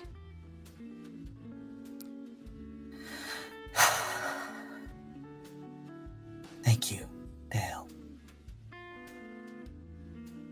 Thank you, Tarek, for being alive.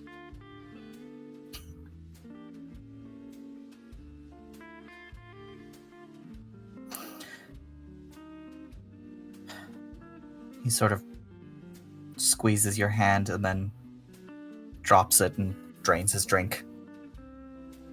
Yeah. I should have ordered something stronger. The night is young.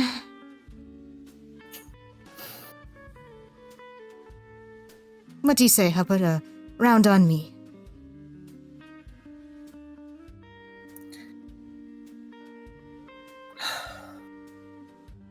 A tempting offer. But I find that dulling my senses tends to exacerbate symptoms rather than relieve them. Ah, yes. Always a risk. Oh. We'll cut away from here. Will it make me a perception check?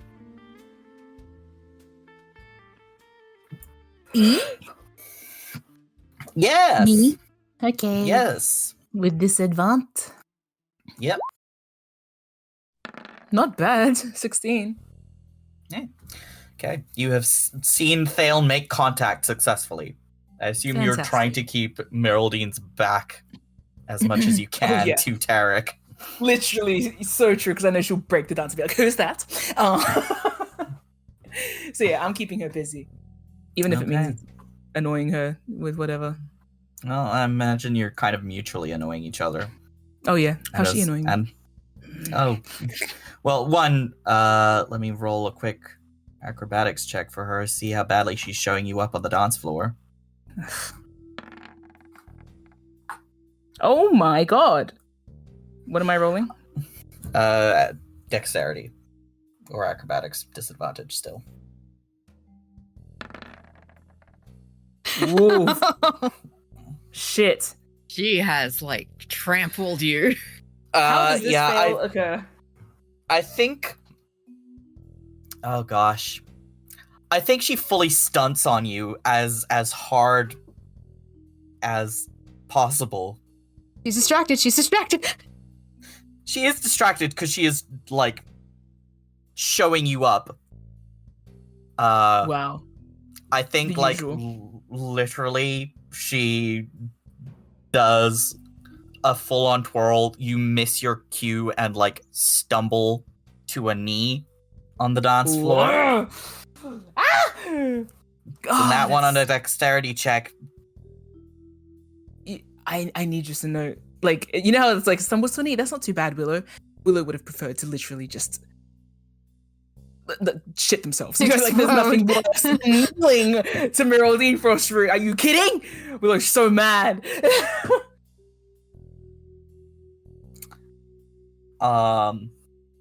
And she, like, sees you stumble and does a little laugh and does not offer a hand up. We still dancing? Or rather, the song has come to an end. There's some applause for her and the band. And, like, a couple of other dancers, like, look on at you concernedly. Oh, wow. Oof. Yikes. Okay. Your pride is taking a beating. Yeah, no, I'm dead on the floor.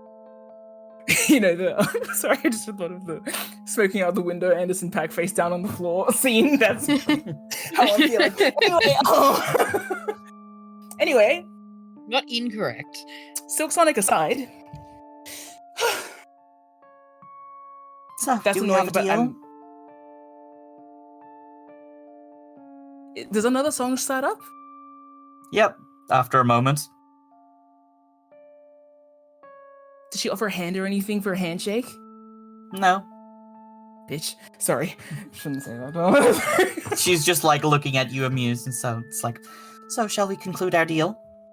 What's the next song? Slower one. I want to request a fossil. Is Theo still with Tarek? Probably. Yep. You know what? It's not even about you at this stage. I'm stubborn. I feel like Willow's going to stand up and say, song's still playing, and sort of like, they might actually request a song of the band. May I? You could try. Good. Persuasion. My favorite. Okay. Or bribe. Oh, even better. Damon Thunder. Yeah. Okay. Yeah, no, I'm going to give them something and basically mention the first song that Willow knows in their mind that they can dance with their eyes closed. Okay. And it's probably something they learnt in, like, high school. Like, that kind of, like, not high school, but, like, yeah, while they were as at a school kid in Syria. Yeah. One of those, like the back of my hand, no chance of stuffing it up. Yeah. So Willow comes back from the band, having asked for basically a popular Syrian song. Yeah. That's okay. upbeat. Okay. How much do you spend? I'm gonna flip them a platinum. Okay. Yep, that'll do it. I'm gonna march back to Miraldine and lead the dance. Miraldine raises an eyebrow and goes, "Oh, interesting. Well, if you would like to." Before she keeps talking, I'm going to spin her. Okay. Roll. Yeah. Let's roll. Oh. Of course she knows this dance as well. Yes, of course she does. Do I get any advantage from knowing this, or do I need to spend my inspiration? Or can I flat level it out to normal? Please say I will give better. you a devil's bargain. Okay, you can have advantage on dancing this, but all eyes will be on you. What if I fail anyway? That's Bends the the risk. brakes. Devil's bargain. if I already bribed the band. I gave them a platinum. She's damaged my pride beyond repair. I'm pissed off. I haven't napped. I got a necklace. There's so many problems here. Fine. The epic highs and lows, right? I have to do it. Mm-hmm. I can keep my inspiration? Yep. Okay. Let's go Snake Eyes. I'm kidding. Let's just do it. Whatever. Who cares? I knew that was yes! Yes! Yes! Yes! Oh! So yeah. So, you tell me how you fucking nat 20 on this dance in front of the entire Shore Song bar. I think even Thale and Tarek are distracted by your like killer performance. Yeah. You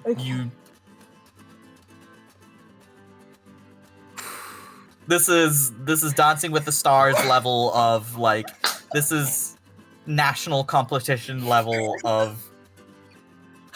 Oh my god. Anyway, cool. Yeah. Woo! All right. So. I'd just like to point out that you're a nerd. Thank you. And I can dance. Anyway. I think Willow comes back from the band before Miraldine can even banter. They do one of those like, they catch her at pace. I'm imagining this is a fast song. Yeah. Footwork This is complex, huh? like a fast flamenco. Yeah. Almost, or like a tarantella type. Yeah, and I imagine those kinds of like, if like in ballroom dances where you do those like sweeping arcs around the dance floor. The reason why Willow catches everyone's attention, they've taken Miraldine at pace around the skirt of the dance floor. There is like a swish of like pace, probably when they go past Tarek and Thale's table as well. Yeah. That like draws everyone in, and then from there they can start the more like elaborate stuff. And because Miraldine knows the dance and is good at it, it only makes Willow get better. To match and exceed her. The confidence that was missing from their previous dancing, no matter if they were being like smug to her at all, is all back in like spades. There's lots of like, I feel like it becomes clear now why Willow's shoes click when they walk, because it's all coming into the like kind of elaborate rhythmic aspects of this dance, maybe specifically. Yep. Combined with like clapping and like twirling on beat. The rhythm is immaculate. The flourishing is immaculate, and it's like boisterously eye-catching. Yeah. Without saying anything. It is an absolutely stellar performance. I think even Luca outside, you can hear like the excitement of the crowd within the Shore Song as all eyes are on Willow and Miraldine as they do a show-stopping performance. It's I think one of the main things, while not saying anything, it would probably catch Tarek's ear too, that this is like a loudly, proudly Siren song as well. Oh yeah. And he notices. Yeah. The only Thale, if you would like to interject at all.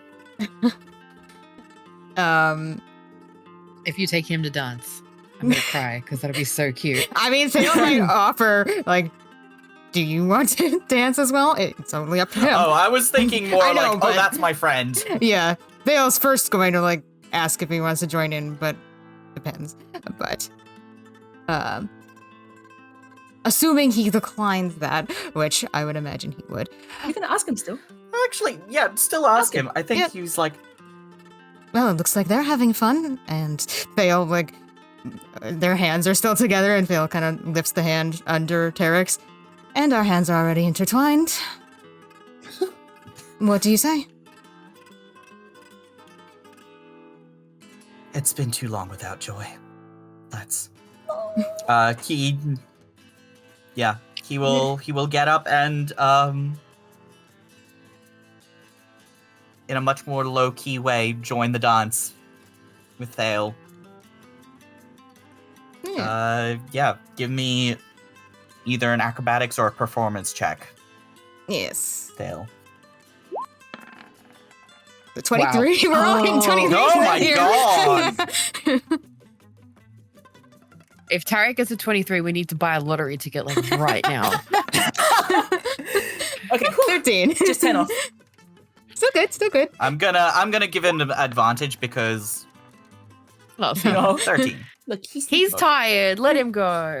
Yeah. You dance very well together. Even though you don't know the steps necessarily, Thale, like precisely, you pick up on it very quickly. And Tarek is smiling. I think Miraldine needs to make a perception check. Whoops. I think at disadvantage because Willow is Soldier man. Onto the dance floor. Oh, honey. Yep, she look, Willow's being very distracting right now. Yeah, evidently. Where was that hiding all night? It's been hiding for years, and it's tired of hiding. I was just saying before, I'm Willow busting out. Willow would be sweeping the floor with her on purpose, if not for the fact that this was a duo routine. That's like what the energy is. It is we are dancing together because I am not weaponizing myself against you, basically. You know? Yep. That kind of like, I could be as bad as you, but I'm not. And I'm better than you. I'm better than you in every conceivable way, and I'm gonna free you from Khorvaire too. You know, that kind of thing. Yeah. And you're gonna thrive. And your boyfriend's gonna thrive. And Regalport's gonna win. Everybody's gonna win because I am the best person here. Fuck you. I'm gonna steal from Khorvaire that's gonna give me intel about Lyranda, which is going to give me fuel behind my plans that are budding in the background, and everyone's gonna fucking win all the time because I'm Willow fucking Jenkins. That's the energy of the dance. Yeah. Even you, Amazing. asshole. It's very much the like, I'm gonna save you, save him, save the world. Fuck you. But the energy of Stitch coming out of the crashed ship. I was thinking more Gallo punching the guy in the face at the end of the movie. Yes. All of the above. All of that energy. Very chaotic. So, while that's going on, let's cut over to Luca real quick. Oh my gosh. Look at hearing the uproar happening within the short song. So, you sort of have half an ear out for the excitement going on outside, inside the Shore Song Bar. Outside, at one of the busy intersections between stalls and venues, an altercation breaks out. Main instigators seem to be a bug-eyed dwarf with multiple tattoos and piercings all over his body, and a fox-like swift stride shifter woman wearing a holy symbol of the silver flame. Luca, make a perception check. Can't wait to get into a religious fight with a woman. You're a paladin, all your fights are religious. Oh my god, you're right. Oh, 22. Damn. Damn, okay, we're rolling. High rollers table. Yeah. Yeah, baby. So, the two of them are trading insults, the shifter defending her honor and demanding an apology. The dwarf, you can tell now, a Cloud Reaver, spits at her feet and makes a leery statement about taking her cowardly tail as a trophy. Things are escalating rapidly. What would you like to do? I will, yeah. I'm a good boy. I'm gonna see if I can step in and put a stop to it. How do I do that? Okay. I think as you are approaching, just when it looks like it's about to come to blows and you're ready to like step in, brown-skinned half-elf in a sleeveless embroidered jacket lands between them on a gust of wind that suddenly like separates the two and like pushes them away.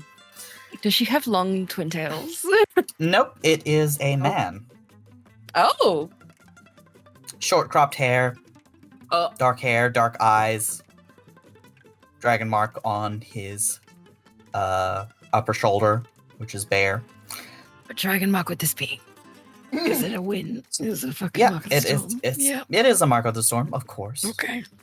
On the other arm is a bandana, marking him as one of the Whisperers, and specifically one of the Storm Chaser crew. And he says to the two instigators, if you want to fight it out, take it to the Redwater. Or do you want to break the rules and call down the wrath of the princess so soon? There's a moment of tension that focuses on the interloper. Would you like to do anything, Luca? To back him up? Or otherwise...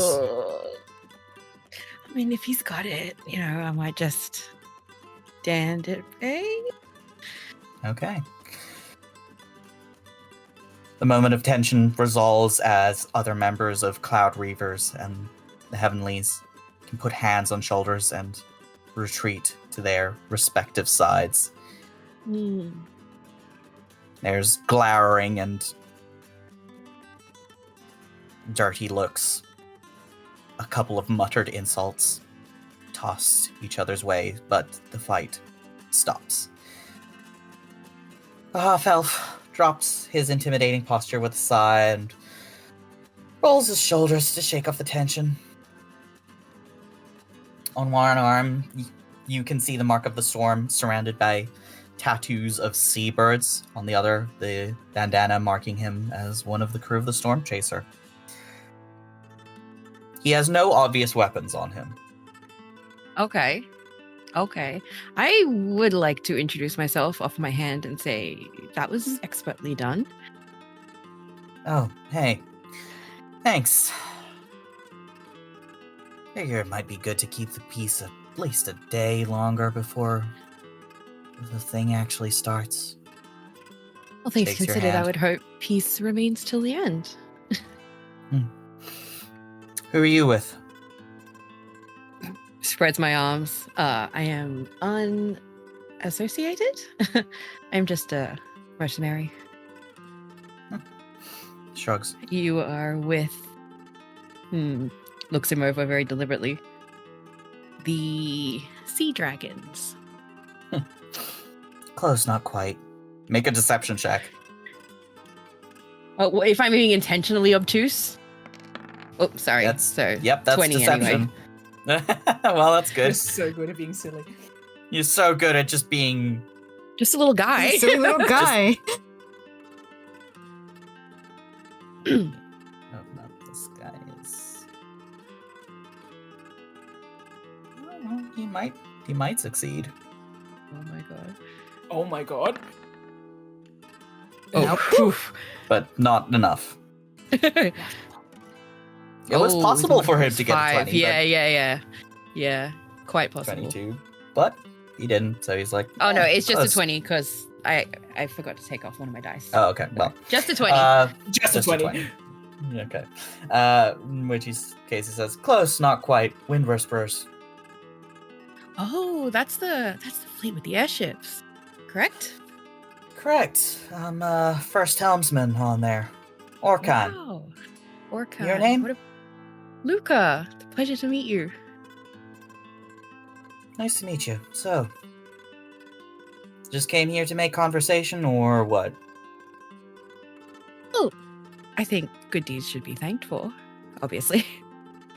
If it weren't for you, I would have stepped in myself, but lucky me. And now I get to make your acquaintance. Cool. Well, know any good place to find food here? Actually, point at the place across from the bar. I have no idea. I've never been here before. Well, worth a shot. We could find somewhere. Sorry, that was forward. If you're busy. Nah, it's my night off. I've got nothing better to do. Right. I'm very sorry. I don't know what a helmsman does during the busy sailing, I assume. Lots of work. Helming the ship. Make a persuasion check to see if this routine works on him. Yeah. 22? Damn! You're just a little guy. You're just a charming little guy who's like... I'm so little!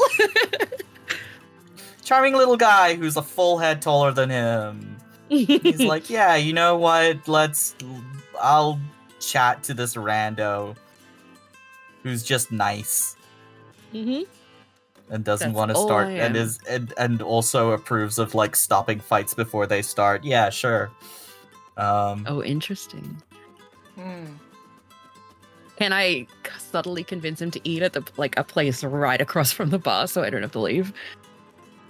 Sure. Yeah? Sweet. Yeah, it's like, sure, whatever. We'll try a little bit of everything. See if we can find something good. Yeah.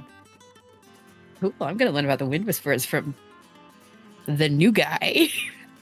Yeah.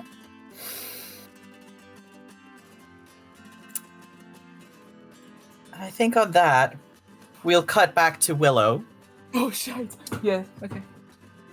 as everyone applauds, including Thale and Tarek, who are next to you on the dance floor. Oh.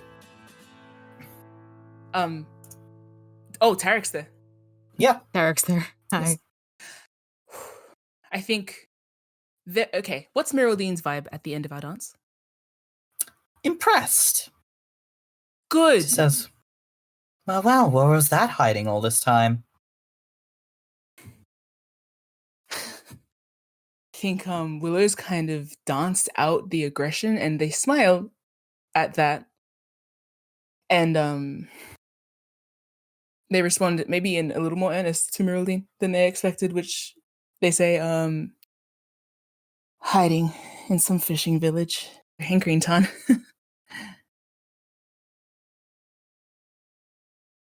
But, and I think with one last little like flourish, they will bow with her in the way of like equal footing. Mm-hmm. As long as she also does. It's that Yeah, kind of like we are mutually. Yeah, Game she recognizes goes game. along. Yeah. Yeah. She does a little stage bow with you. I think at this point, Thale kind of turns to Tarek a bit and extends his hand to Willow and Miraldine. And that would be my friend. Willow. It's funny because Willow, you know that their ears would have just been like, whoop, but you see, I think the little half elf ears kind of go like up, but not like obviously the Not way as that much. Yeah. And they perk and then kind of stumble back. And I think now is the first time they properly look at Tarek. You see all the evidence of the ravages that he's experienced. And in that moment, that nat 1 perception check that you had earlier comes to haunt you.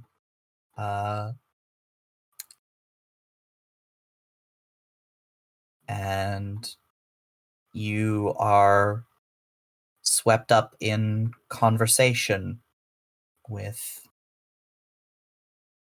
Tarek Elhem. What does he say?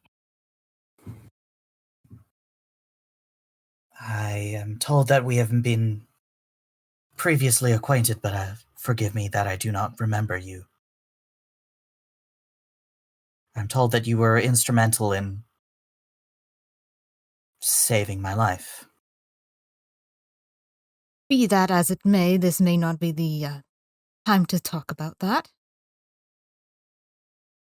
Thale says, glancing between the two of them. Willow, what do you say? You know when Willow gets like the whooshing kind of head empty sound that makes them not perceive anything? I'm going to canonize that. All right? Everyone else heard that except Willow, who just goes, sorry, pardon? Might I have your name again? Oh,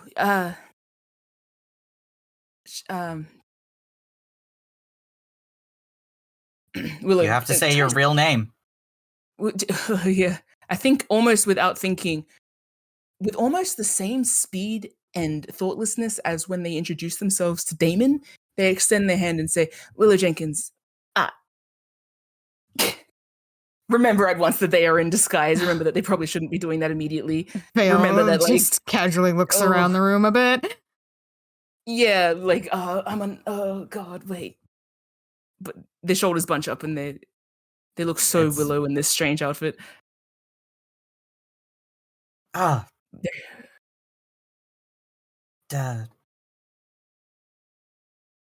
Dallybrook. Yes, that's the one.